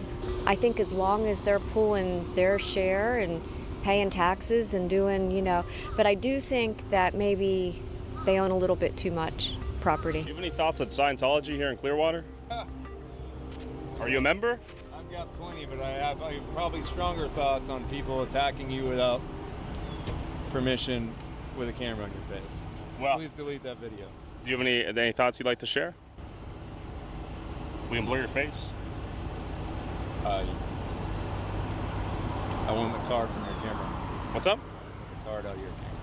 We're not gonna give you the card, but we will walk away and we will delete it. See you. No. Can I have your ID? No. Thank you, though. Have a good one. Any thoughts on Scientology? No? Honestly, Scientology's got a grasp on the public vocal cords out here.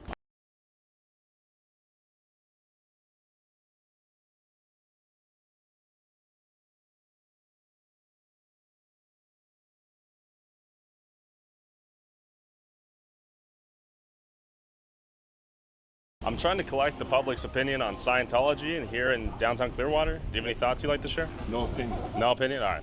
Thank you. Truly a tough scene out here. Do you have any opinions on Scientology you'd like to share for a video survey? Thank you. Okay, thank you, sir. Oh man, good old Florida.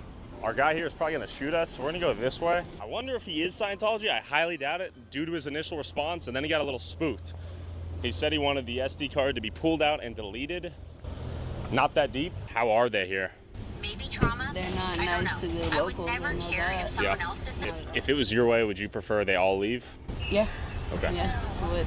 Hey, would you like to see more Scientologists here? Okay. I'd love for them to go. They're taking up too much property. They don't share their 990s, which give us financial information to know how they're using it and where and why. Yeah. They don't even let their adherents understand how much money they have and why they're buying up so much property. So less is more. And how much influence do you think they hold here in Clearwater? Way too much influence, but they're protected because they're designated by the government as a religious nonprofit. There's nothing religious about what they do other than the fact that they're a cult. It's going to take higher ups than you or me to make sure something changes. But I love what you're doing. Thank you for having the courage Good to speak luck. up. Thank you, My appreciate it. pleasure. There are Scientologists behind me. We're trying to get perspective from non-Scientologists here in Clearwater. I'm a Scientologist. You are? Okay, what are your thoughts on Scientology? I love it. Love it? How long have you been a Scientologist? I'm a Muslim actually, but I like Scientology that much. How much? I first heard of Scientology. I liked it. You liked it? Here in Clearwater? No, in Illinois. In Illinois. Did you just get done with the shift? No. No? What are you up to today? Just walking around, going back to the library. Okay. Would you prefer there are more Scientologists here in Clearwater? Probably, but from what I can tell. Yeah. What OT level are you? What's OT? That's your rank. I told you I'm a Muslim. I just like Scientology. I see. Do you know about Xenu? No. No, sir. Okay. Thank you so much for your time, sir. You're welcome. I'm puzzled. Do you think they are good or bad here for Clearwater? I swear to God, I'm in a Twilight episode right now. How long have you been in Scientology, miss? Bro, I swear, I'm just in Cult City, I guess. While most of the non-Scientologists here seemed a bit too spooked to voice their opinion on the growing influence of Scientology in their town, I decided to go undercover as a Scientologist to see if I could get inside their headquarters, while Aaron and Jenna protested from the outside. Know of any SEER members who are looking for blow? Can you ask them to contact the SPTV Foundation? We can help get them back to their families, back to their country if they're here illegally and overstayed their visas. We can get them a job, get them a place to live, get them transportation. I'd appreciate it. I mean, you know how it is. I used to be in the Sea Org. I know how it is. God bless and be strong. Sir, if you find any Sea Org members who are looking to blow, can you have them contact the SPTV Foundation? Thanks. Help us spread the word. My hope was that the Scientologists would see me getting harassed and hurriedly let me inside the building. Hey, sir, I'll tell you what. If you or any other Sea Org members are looking to blow, can you have them contact the SPTV Foundation? We can help you get back to your family. We can help you reconnect with people you've been disconnected from. We can help you get a job, get a place to live, get transportation. Help us spread the word. It's contact at the SPTV Foundation. We can help you escape whenever you want. Help us spread the word, okay? Thank you. We appreciate it, sir. Have a good day.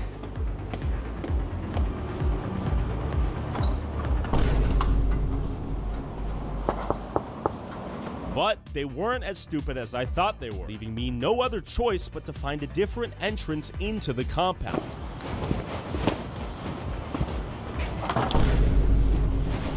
Anyway, spread the word. It's the SPTV Foundation. Be strong in there. I hear the wedges are all in lower positions. Hold on to your wallet. Oh, they let that one in. They let that one in. Wow. Sir, we can get you out. We can get you out. You can see your family. Right door. Right door. Right door.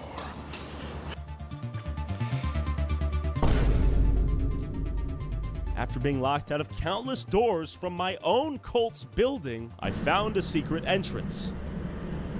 You're trespassing. Get off the property. I'm a member. No, you're not. Get off the property. Yes, I am. No, you're not. Yes, I am a member. Get off the property. Yes, I am. No, you're not. What authority do you have? I am a member. I am a member. I am a member. I am a member. I am a member. I'm on my way out. COB sent me. Get out of the building. Do you know who you're speaking to? Get out of the building. Do you know who you're speaking to? Get out of the building. You're gonna regret this. Second floor, east side. Send him down the stairs. You're gonna regret this. You don't know who you're talking to. Was that a threat? Excuse me? Was that a threat? What a threat. They're gonna regret it. Get out of the building. You're trespassing. You're gonna regret this. That's not a threat. That's a promise. Where's the public sidewalk? Good. Where's the property line? What's your name, boy? What's your name, boy? COB sent me. You're gonna regret this. Hey, you're not welcome here. You're trespassing. You're not welcome here. Trespassing. Stay where you are. We're calling the police. You should. He said, get back to work. They couldn't even keep their parking garage secure. Classic gooners. And then I saw this Scientologist open a side door that looked perfect for infiltration.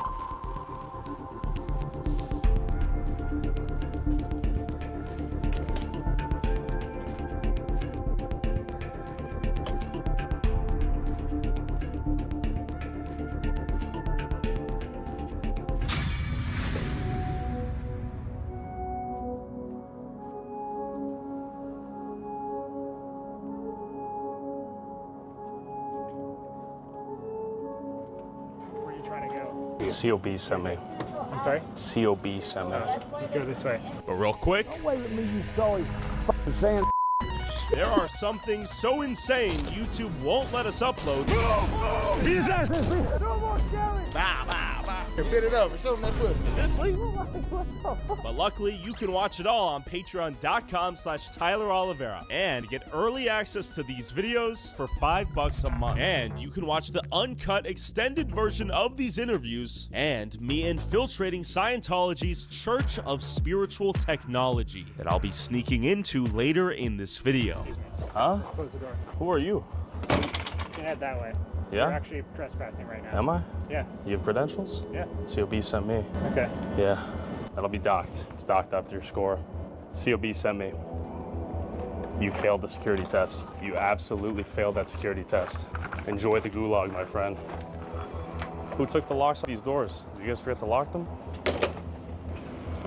He failed the security test. That's for damn sure. You are donezo in Scientology, my friend. Failed the audit. That is for sure. Yeah, go ahead. You're trespassing the second you walk in here. Do you understand that? Get the fuck out. Whoa, Grandpa. I will. Am I in public? Yeah, you want to go to jail? Or should you buy up the police? I see the liver failure in your face, you sick old man. You should. I'm walking on the sidewalk here. I'm walking here, 60 photos a second. We're trespassing. Yeah? You look like a demon. It's a spawn of Satan right here. Hey, Ron, my boy. How you doing? I'm doing good. Who are you? Who are you? Why don't you come on in? Come on in where? Come on in where? Right here. You're trespassing. I'm trespassing? Come on. Sir, I think you have leprosy. Your face is falling off. We need to get you medical attention. I think you're in urgent need of medical care, sir. Have you been to a doctor lately? I think so, huh? Yeah. Genuinely. Were you in the Game of Thrones? All jokes aside, you do need medical treatment immediately. What's demonic? Sir, Scientology, I thought we were supposed to be able to help you with that. Are you an OT8? Sir, too much CalMag, sir. That's what happens. Get him some vitamins. CalMag makes your skin fall off your face, buddy. This man is in urgent need of medical care. Please call an ambulance. His face is about to fall off. But they weren't as coordinated as I thought. I somehow managed to sneak onto their official shuttle buses. Huh? Excuse me? I'm on assignment with COB. Well, that's what security says. She doesn't know. I'm letting you know if she tells me to get off, you're gonna fail this assignment. For your own sake, I would highly suggest you disregard what she just said. No, I will listen to what she says. Are you sure? I'm sure I'm listening. Even if you fail the assignment? Yes, I will listen to what she says. Leave the bus, please. Okay. Goodbye, sir. Get off the bus. I was in the process. He let me on the bus. He let me on the bus. I'm not an intruder. COB sent me. And soon enough, the police swarmed the area on behalf of Scientology. Am I being detained? Right now, you're just being issued a trespass from 210 South Fort Harrison. As long as you're on the sidewalk, you're good to go. Amazing. Are you guys members? How you doing today? I'm doing good. Just a happy member of Scientology. What are your thoughts on Scientology? You know that's not my job to have any kind of opinion on that. Good answer. Okay. Fair enough. I'll give you a fist bump. All right. Thanks again. This guy's legit. Is this the complainant? Yes. Oh, he's honking at me in the middle of the street trying to hit me, it looks like. How you guys doing? Are we good? This is private property. 215 South Fort Harrison and 210 South Fort Harrison is private property. So if you come back again, we're going to call the police so you get arrested. I don't speak English. Can you say it in Spanish? He can translate for you in Spanish if you'd like. I'll spare you. Have a good day, guys. Did they run the show? I have no idea. I'm not with the church. Do you guys do off-duty with the church? Do we do off-duty? Yeah. We have off-duty. No conflict of interest? That's what the city does, so that's not part of what my job is, with how they decide who gets off duties. That's a private contract. So, do you understand everything that they said? Mostly. He can translate it in Spanish if you need to. Sure, I'll take it. Okay. So estás siendo traspasado de 210 y 215 South Fort Harrison. ¿Entendido? Yo entiendo. Gracias, señor. De nada. Adios.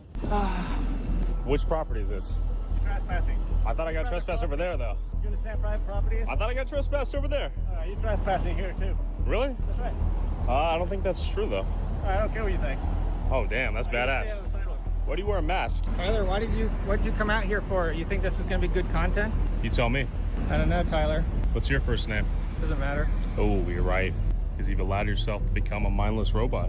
How many lives have you lived? I bet you were a pedophile in a past life. Maybe. Why are your hands shaking? Goodbye.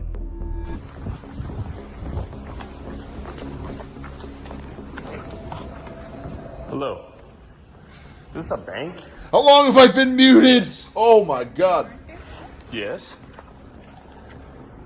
So, please put your camera down. It's open to the public, though, no? Is this a bank? You know, I'm not really sure how long I was just muted there. What is this? You're trespassing, sir. It's private property. But I'm a member. No, you're not. Yes, I am. Yes, I am. You know my name? Good to meet you. Can I just get your quick CPO map, home and security guard? Well, I was trespassed from those two buildings, though. Okay. So, this is private property and I'm telling you to leave. Shit, real quick. I'm leaving. Sir, you're trespassing. You need to leave. They are trespassing me again. I'm on my way out. As I walk, he knew my name. God bless Scientology. Don't fucking touch me. Yeah, don't touch me. I'm glad you have a mask because I don't want any of that shit on me. I'm on my way. That's right. Man, shut your mouth. Where are you going, secret agent? Where did you come from? You spawned out of thin air. Are you going to go recruit some more children to your cult? What are your objectives today, young man? Free yourself from the prison you've allowed yourself to become a part of. Yo, he has a secret path. Do you own this property? Where are you going? Where's he going? After documenting the scale of Scientology's presence in downtown Clearwater, I still had As one long as you've question been back, for Jenna. oh Where my is God. Shelly Miscavige? Her aunt. Well, so much for all the commentary I had during that little portion of it. Oh boy. I didn't even notice I had the mute on that whole time. Miscavige, I'm such a leader terrible of streamer. Scientology. The truth is that initially Shelly is a victim. She was in Scientology as a child, grew up in Scientology, but she married my uncle before he became the leader of Scientology, and since he's been the leader of Scientology, she has been his right-hand woman, involved in every single thing that he has done, whether it's the Lisa McPherson case, whether it's the treatment of me as a child. I believe that they had a falling out, but Leah Remini saw her in 2005 and reported her missing, I believe, 8 years later. So Leah Remini isn't somebody who would have seen Shelly on a daily basis. Shelly is alive? I know she is. I can't give up my sources, but she not only has been seen, but is seen regularly by people who I very much trust in Crestline, California, working at the Scientology. I feel like my base. indigestion's Shelly been coming back. Wants to be there. She is in a cult. Oh, brother, she left for work like 45 minutes ago. No shit. Oh man, I have probably been muted for like 45 minutes then. Which is hilarious because if I pan this mic over, you would see that literally it's got, you can't see it. There's a green ring and it turns red when I'm muted. So the massive red glowing light next to my head obviously wasn't enough of a trigger to let me know what was going on there. No, she's been gone for a while. I'm so pumped with that blood pressure, though. That blood pressure was amazing, dude. 118/70. Shit, we take that all day. My hair ties stuck. There we go. There we go. Oh, look at this shit.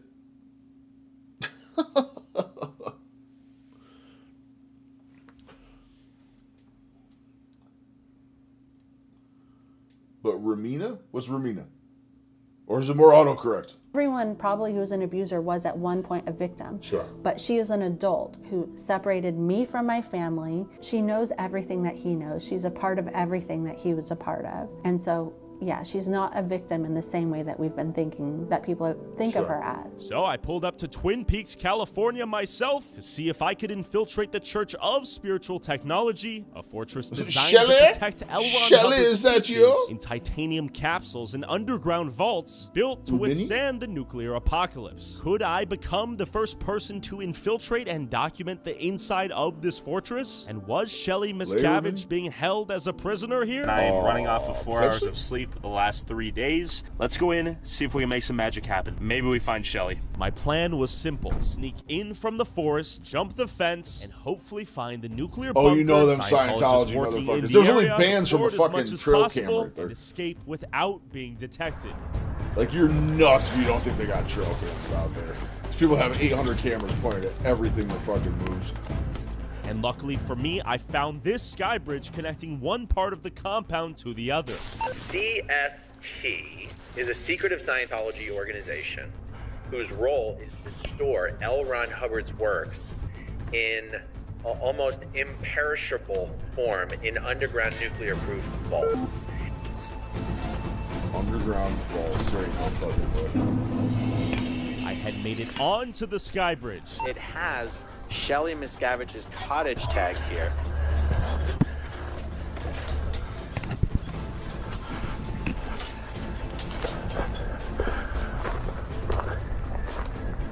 I was in.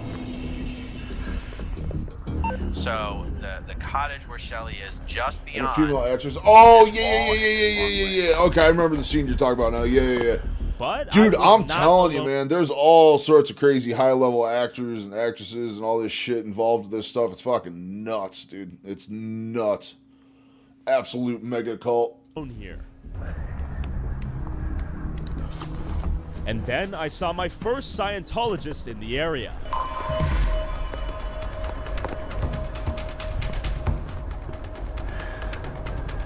After thinking quick and hiding, I narrowly avoided being caught and then noticed some luxury log cabins in the area. But who was living here? Here is where it is believed Shelley should be living.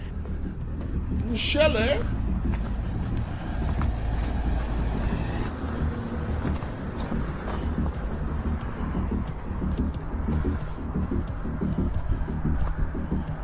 Now, one of the buildings on this property is the secret entrance to the underground vault that exists on this property.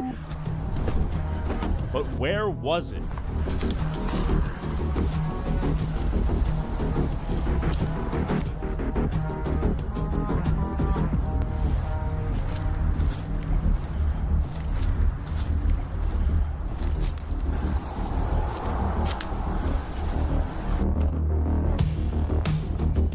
That's a cool little feature on that house, though. Shortly thereafter, yeah, it doesn't surprise me. Why was there a It was kid's quite a while. trampoline outside one of these I was homes? muted for a hot minute there, man.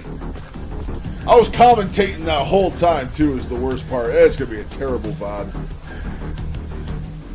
You'd think I would notice the glowing red light next to my face, signifying that I am, in fact, muted.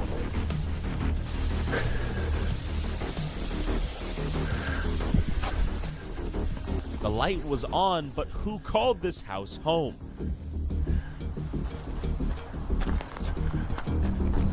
Dude's gonna get himself shot one of these days. And any Scientologist would actually get in trouble for watching what you guys watched. Any Scientologist would even get in trouble if in an auditing session or in an ethics interview they admitted to having looked up the location of this base and having spent time touring it on Google Earth or on the YouTube drone footage. It really is incredible to believe that Scientology controls its members, thoughts, behaviors, and actions in that way. As I hid behind the trees, I noticed a Scientologist keeping guard in the distance and was convinced her and I made direct eye contact. So I decided to preserve the footage I had and run for my life. Not much of footage, to be honest with you. That looks like it could just be any gated community in California, to be honest with you.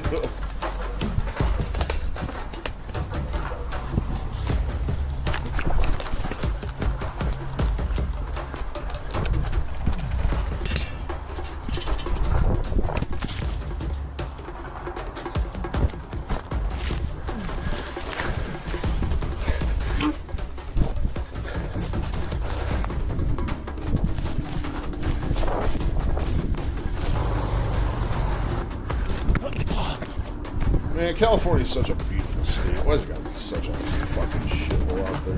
While narrowly escaping what may be Shelley's prison, you might be wondering how you too can help destroy Scientology. The best way to stop Scientology from growing is just to stop new people from getting in. You've got to let the kids know they are the #1 target for Scientology. They are after young people because young people Targeting are children, always more a very healthy impressionable, place to they're start. easier to Like, manipulate. holy shit, and also man. people who speak 2 languages because Yeah. they're really after Latinos, Latinas, you know, any Yeah, really. it definitely seems like there's a Targeting heavy those immigration Hispanics. factor People as need well. to be able to get definitely justice for seems actual like it. crimes that were committed against them. And the way to affect Yeah. that change really is to raise public awareness. And you can go watch the full-length Yeah, I got infiltration of mad Twin Peaks Hagrid on my vibes going on Patreon at today. patreon.com/Tyler Oliveira. Thanks again to everyone involved in this video. Link in description. Go show them some love. Absolutely crazy. All right, no more copyright movies playing.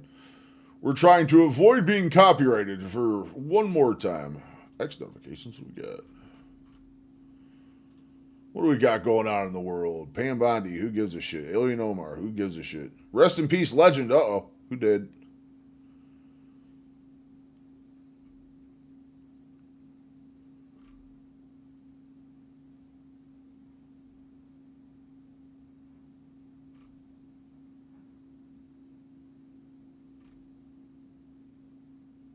Isaiah Whitlock. Oh, dude, I'm literally rewatching The Wire right now. I'm literally fucking watching The Wire, and oh, he died. It's Senator Clay Davis. Shit.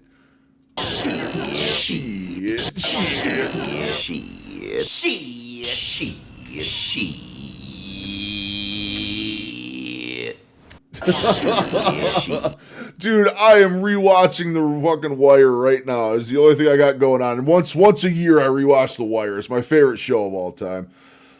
Just like the government getting them while they're playable. Hell yeah, man. Young, susceptible. There goes. 1 year ago today. An old peanut farmer. Damn, I can't believe I'm watching The Wire and he died, dude. That's insane. That's absolutely insane. That's sumo stuff. Alright, so we did our Scientology bit.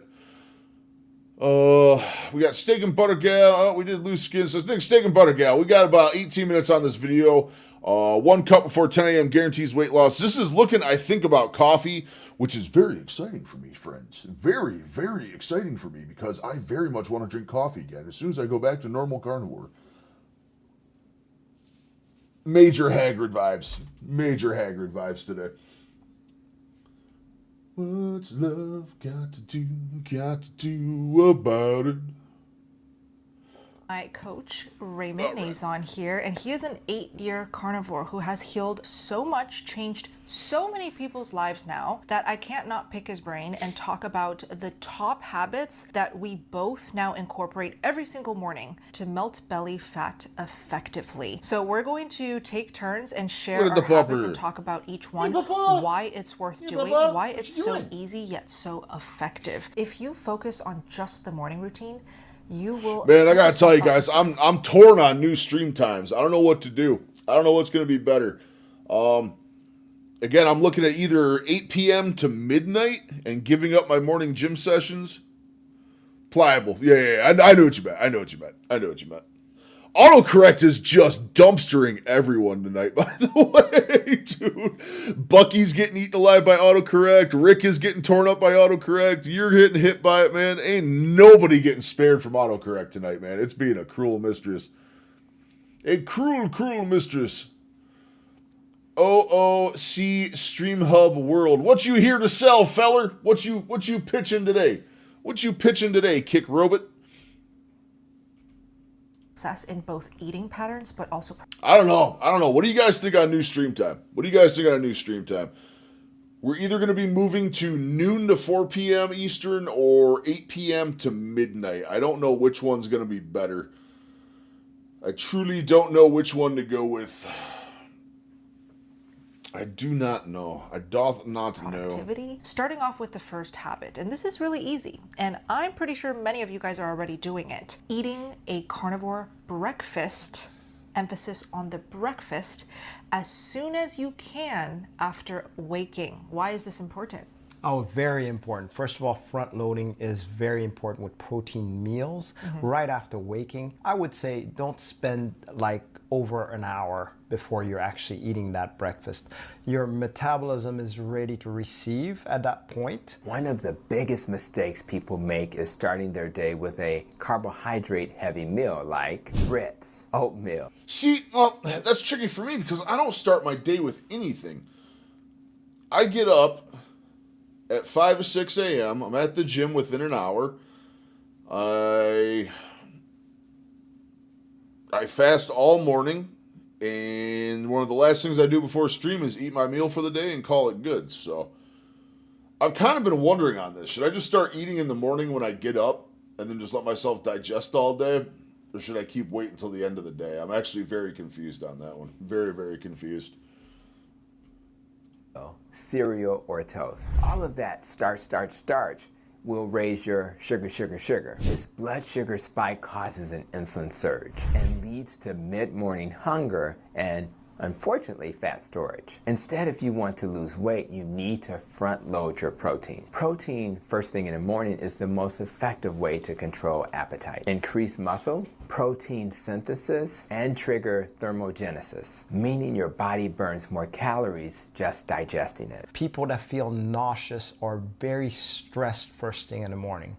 This is one of the tricks to get rid of that. And if you're having anything but water, do it after that high protein meal. And I want to share just how dramatic of an effect that I feel when I start my days off with a high-fat carnivore breakfast. You guys might not be ready to do high-fat carnivore and you just want to start off with a simple carnivore approach. But I'm 7 years into my carnivore journey and I have found that a high-fat carnivore diet is most beneficial for my energy, for my hormones, and for my daily mood. When I eat a carnivore breakfast that has lots of animal fats, like butter, I always add butter on top of what I'm eating. So if I'm having scrambled eggs, I always have cold butter on the side. If I am having ground beef patties, I always smear it with cold butter on top. The combination of fat and protein gives me energy that lasts until the end of the day. A lot of these days, I wish I had less energy, okay? I feel like I could still do so much and get so much work done up until 10 p.m. And then I go to bed, I try to sleep early and I wake up at 6. But the fact that I can sleep effectively so that I wake up full of energy is because I am consistent with eating a high-fat carnivore breakfast as soon as I wake up. I don't know. Do you guys think I should start front loading? Just doing my meal stuff in the morning right when I get up? It's usually gym time. Although, I'll tell you what, if I switch over to like 8 to midnight, it gives me a lot more time to do shit. 8 to midnight, go right to bed as soon as I finish stream. Up by 8 or 9, breakfast in. Gym's super quiet around 10 a.m. to 2 p.m. That give me easy access at the gym. I don't know. We're rethinking schedules. We're definitely rethinking schedules here. We're going to have to figure something out. Now, the second morning hack is just as important. And this actually I learned from Coach Raymond here. What is it? Coffee after the meal. Yes. Anything other than water. So even if it's tea, because a lot of people are like, what about decaf? What about this? What about that? You know what? Anything other than water afterwards. It's going to make such a difference because you'll have that protection from that higher fat, higher protein meal that you can handle any of the negative effects from that coffee or tea. 3 things that I would love to add. When I started listening to Raymond, and trust me, when I first met him, he had a lot of things that he wanted me to try and do an experiment with, and I was resistant. I'm very stubborn and I didn't want to do it his way. But then I found out when I did it his way, I got the best results. So I just listened to him. And this coffee after breakfast hack is literally so brilliant because if you ever experience jitteriness, anxiety, maybe even full-blown anxiety attacks and you don't know why, are you having coffee first thing in the morning on a fasted stomach? Okay, why should you not do that? Because coffee absolutely, that is what I did historically, not anymore, but historically I was always first thing in the morning, caffeine, water. One thing I was always super strict about, It's because so you don't want to stay up late, but I think the ideal block would be from 7 to 11 your time, so you hit Pacific time 4 if my maths. Yeah, that's what I'm saying. It's like 4 p.m. But then I'm hitting the same block for Pacific time as I'm doing right now. I'm like more leaning towards the daytime one because the daytime one, then I get done. I'm done at 4 p.m. Then I have time to edit videos. I have time to cook and still have 3 to 4 hours to digest before I go to bed early. That gives me mornings to shoot content. That gives me evenings to edit content while I sit here and eat, hang out in Discord with you guys, whatever we're doing. I kind of like the daytime block, but the daytime block scares me. Everybody's at work. I can hit the perfect schedule where I'm hitting the lunch break for all 3 U.S. time zones. I'm hitting the afternoon cool down for almost all 3 time zones. I don't know.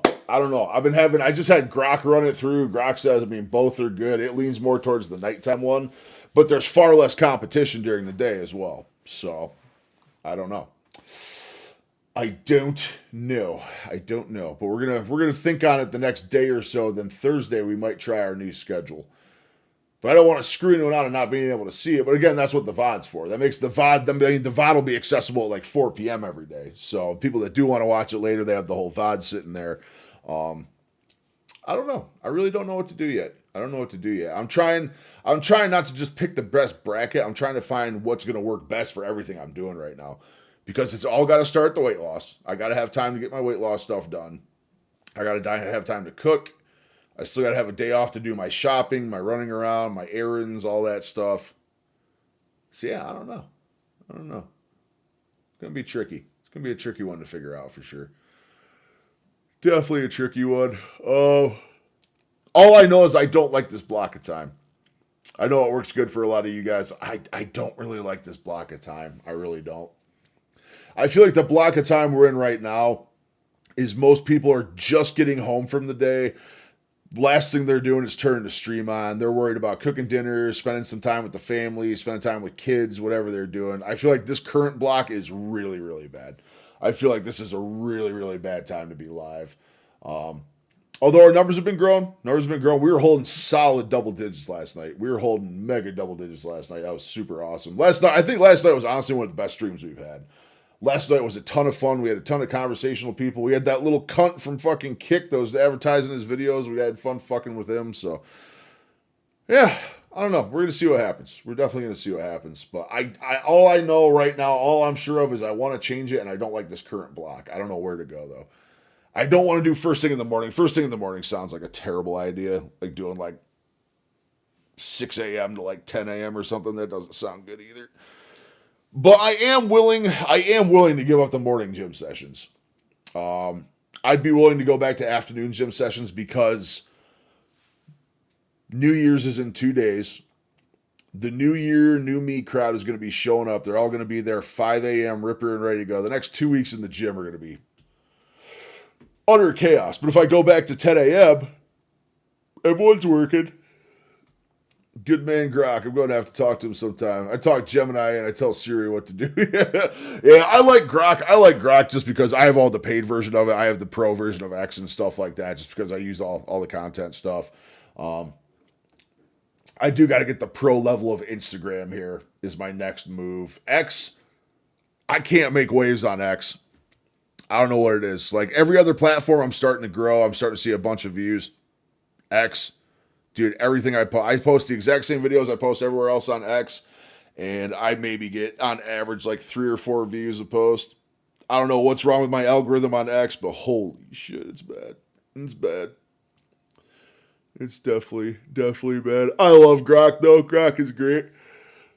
Woo. My favorite part of Grok is take a picture of yourself, upload it into Grok, and then turn on unhinged mode on Grok and let it roast you. It's diabolical. Diabolical. It actually hurt Kenworth's feelings. We took a picture of Kenworth, uploaded it to Grok, and told Grok to roast my dog.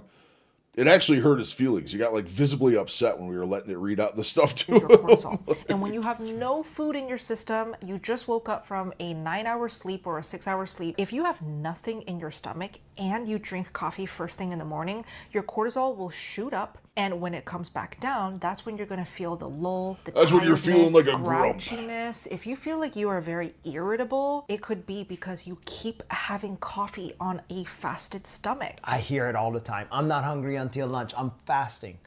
What about that coffee? Our bodies use up these vital, wonderful stuff that we're eating in the proper place. If we're in this cortisol state that we just drink coffee and we're all agitated, then it's going to store it, guess where? Not in the best places, because it's in its more fight or flight mode. So it'll store it into the fat cells. That's not where we want it. The only thing that does is actually on an empty stomach is actually allow you to have that coffee crash. And I'm not a coffee drinker, but I want to find out from you, Bella. Sure. Do you notice drinking coffee after a meal, do you feel that coffee crash at all? Absolutely not. There was a time where I was so obsessed with drinking coffee the moment I woke up. Like, I didn't even make time for breakfast. And there was a time where I was doing OMADs at night. I would have a crash every single day, right around 2 p.m. I was like, oh my gosh, I want a nap. Just by pushing it after breakfast, it has saved me all of the daily midday crashes for good. I have energy from the moment I wake up until the moment I go to sleep. 0 crashes, 0 spikes. It's just consistent, clean, reliable energy. No impact to her. Yeah. And really, that's what we want to say for those people who are just like, well, I'm not going to give up my coffee. We're not asking you to. Yeah. Enjoy that coffee. Just use it responsibly. Do I drink coffee because That's very I need interesting. extra See, I've never thought about, I've thought about what you put in your coffee. I've thought about how much coffee you drink, but I've never thought about timing it around meals like that. That is very interesting. That is actually very, very interesting and a very good way of looking at it. We're going to modify. That is, once I'm allowed to have coffee again, which can't come soon enough. I'm serious. I want coffee. I'm a lot happier person with coffee. Boosts? No.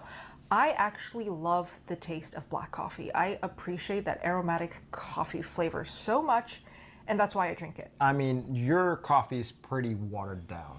It basically is one espresso shot watered down into 2 cups of diluted coffee. So it's basically coffee flavored water. Coffee with an animal fat elevates that cup of coffee for you. It works harder. I'm going to tell you what, when I was doing keto, me and the wife did do carnivore coffee one time, just a whole bunch of butter and coffee. And at the time I thought, this can't be good. Like, how is this possibly going to be good? It was phenomenal. It was so good. So good. For you, because you're getting in healthy, nutritious fats and an extra boost of sustainable energy, which is the animal fat. So whether it's butter or tallow, whatever you put in your coffee, it's always a good idea to put tallow and some coffee, type of I don't know fat. about that. We always start our day high fat. So we have decaffeinated coffee, which we make in the Bialetti, the mocha. We put some decaf ground organic or Swiss water processed, because anything else is horrible chemicals. Water under here, coffee in here.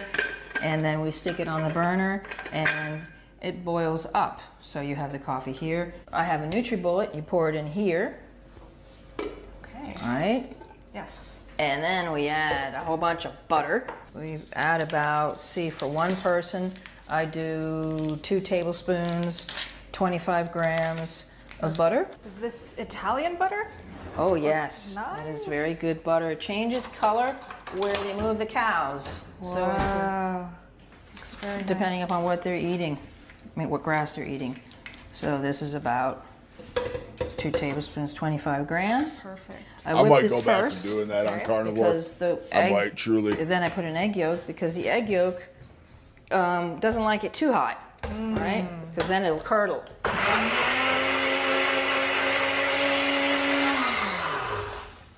Nice.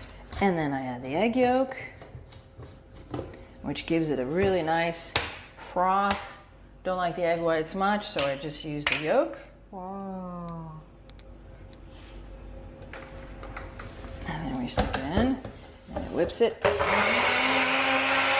I bet you that shit is divine.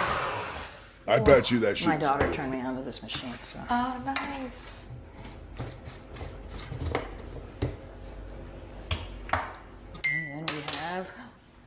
Nice it. frothy. Look at that froth. And that's what we drink every morning. Ooh.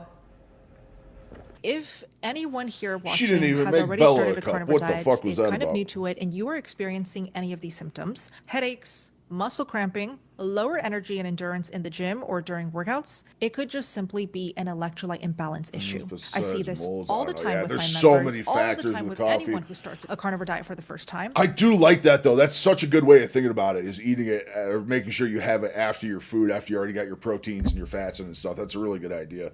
I was thinking about that recently, if I should start eating in the morning again. I really got to figure that out. I think eating in the morning might actually be like forehead plays. Definitely forehead plays. Is that electrolyte imbalance hurdle? The simple fix is simply to just salt all of your carnivore meals very generously. So if you're currently just salting to taste, I recommend salting as generously as you can possibly take it, or you can just skip the salting the food and put it in your water, everything you drink. If you're busy and you're always on the go and you just want a reliable way to rebalance your electrolytes, I highly recommend this brand on screen right now. It's called Element, Why are but you being such a only cutie? their raw unflavored version. Why? There was Because an Element one today. Where's Lion? What you doing, puppy? What you doing, puppy? Yeah, Bubba Bear. I like that he's taking it to the new office. I like that he's enjoying it down here. I like that I got a little nook set up for him and it's working good. Oh, what do we got left for battery life on here? 33. Oh, we're holding up good. We got about 9 minutes left on this video. We're going to finish this video up and probably call it for the doesn't have night right stevia. there. It has no flavor. It's literally just the 3 electrolytes. I'll link them down below. Number 3 is get in natural light as soon as you can. Try to get natural sunlight in your eyes within the first 30 minutes of waking up. But why does this work? Because your metabolism is directly tied to your circadian rhythm, the body's internal clock that regulates hormones like cortisol, insulin, and of course leptin. When your eyes detect natural light, your brain gets a signal to lower melatonin and increase wakefulness hormones, which helps regulate blood sugar, reduce cravings, and optimize energy. More importantly, it tells your body that it's time. I can't wait. I got like 4 more months. 4 more months till actual good weather's here again. I can start every single day by going outside. Every single day, I can just start my day going outside, loving every second of life again. I cannot wait for this winter to end. I truly cannot wait for this winter to end. It needs to go away. It needs to go away. To be active, making you more older I likely get, to less burn I can do fat this winter shit. efficiently Less I throughout can the do day. it. Even just 5 to 10 minutes of morning sunlight without sunglasses, of course, can improve your metabolic rate, increase focus, and even help you sleep better at night, which is critical for fat loss. It really is killing like 4 birds with 1 stone, because if you wanted to, you could ground in the beautiful grass and the dirt while bonding with your dogs. You can swap the dogs out for kids if you have kids, right? You have bonding time with your family. You are getting in steps, so natural movement. You are getting fresh air, and you are most importantly getting that morning light in your eyes and on your skin. Not only that, what I noticed with Bella, she's usually very busy on her phone, creating contents and all that. But on that part, she lets that go. I believe personally, and we had a conversation about that, that's where her creativity really shines. It is a time to unplug from the craziness of social media and the internet. Now, a lot of our jobs revolve around the internet, revolve around blue light, digital screens, just being in front of laptops and phones. The second part, it has to do with the evening, but I truly believe it must go hand in hand. I thought this with was the going to be morning another light. ad for the You blue should light glasses. also couple it with protecting against blue light, right?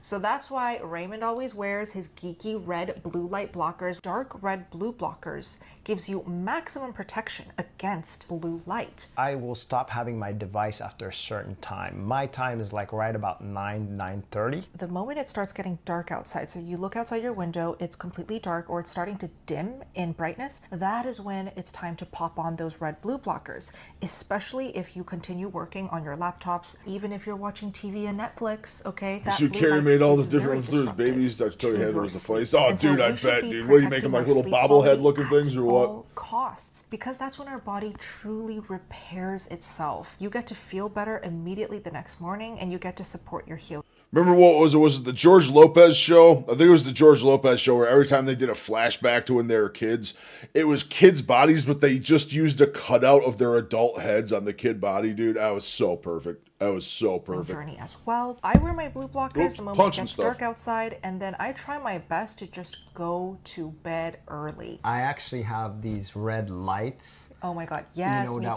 too. Way Light bulbs. The light bulbs, that's exactly right. That is such a good hack. So that way you don't have to wear the glasses and all that. There are cheap Amazon red light bulbs that you can order right now for a couple dollars. And you can just replace your bedroom light bulbs with these red ones. I'll link it down below. It is such a hack because your whole entire room is this ambient red. Yeah.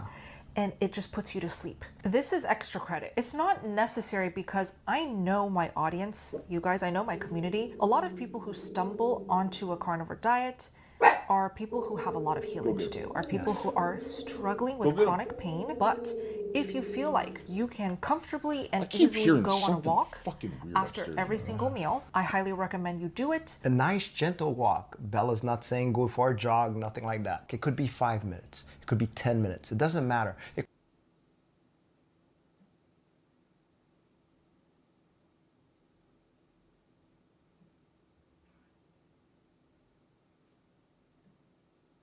Could be just walking around your parking lot and coming back in. Yeah. Go check the mail. If you live in an apartment building, what I like to do when I lived in an apartment building in New York, I just walk the hallway.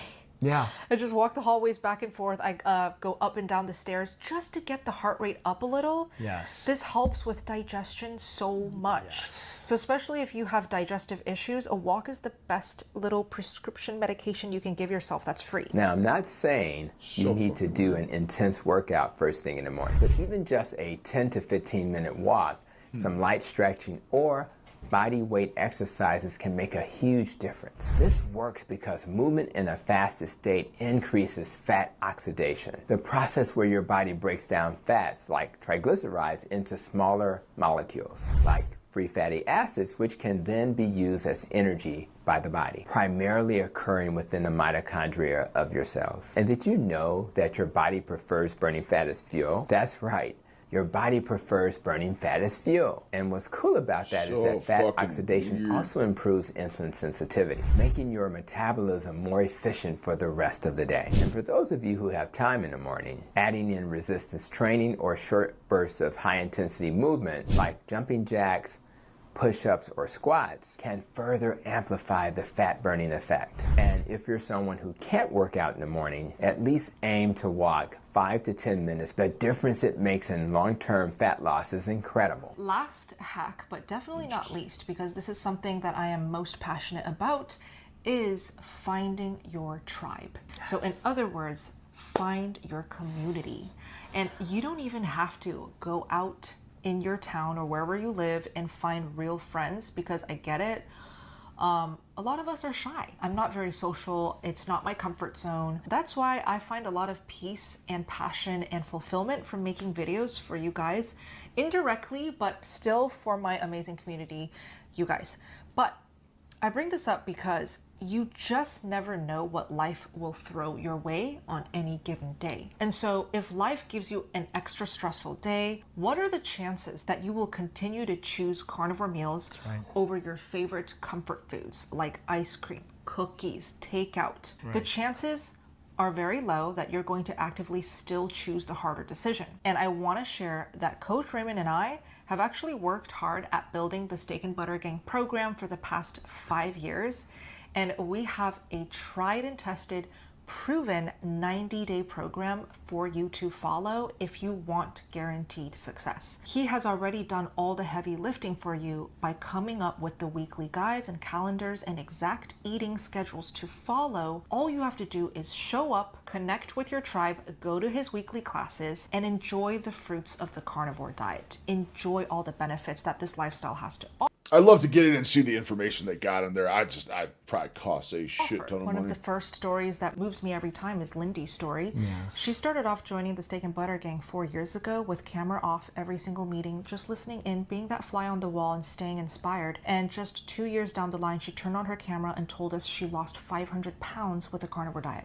Yes. Let that sink in. Someone who just quietly with camera off observed and learned, but still stuck with her tribe. She lost 500 pounds, and guess what? She is now part of the Steak and Butter Gang team, and she is a huge part of the team now. Online communities now are the new healthcare. That's why I invite on my favorite doctors. So Dr. Baker, Dr. Chafee, Dr. Bright, Dr. Kiltz, Dr. Hampton. There is no doctor that doesn't come into the 90-day program to answer your questions live. Really, you matter the most because you make the community. I'm in there all the time because I love it. I need you guys too. Because it makes me feel like I'm not alone. It's wonderful to have others that can share, just like I'm talking to Bella right now. It's like so amazing. We're like minds. I love that feeling. We connect on so many different aspects of life now because of our lifestyle that we share.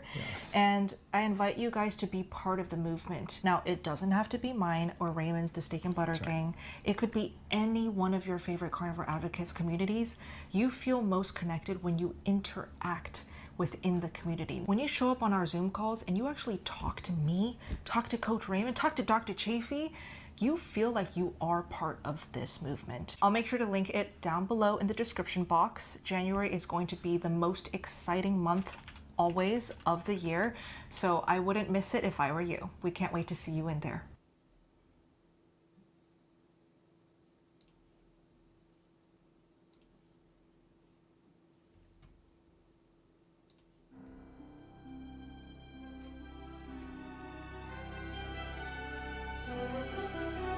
Oh shit, we're gonna stop the copyright stuff from playing.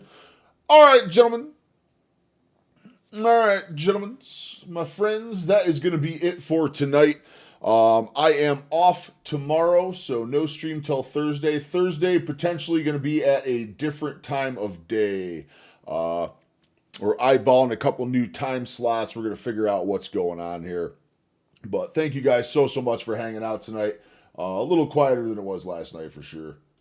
Had an absolute blast. Last night was probably one of the most fun streams we ever had. Check that VOD out. It was a super fun stream last night. Tonight was good. We got a lot of really good information tonight. Lots of stuff to think on. Lots of things to ruminate over. Ruminate on ruminant meat. Yes. But hope you guys have an amazing New Year's. I will see you New Year's Day, which is Thursday, January 1st. I will be live again.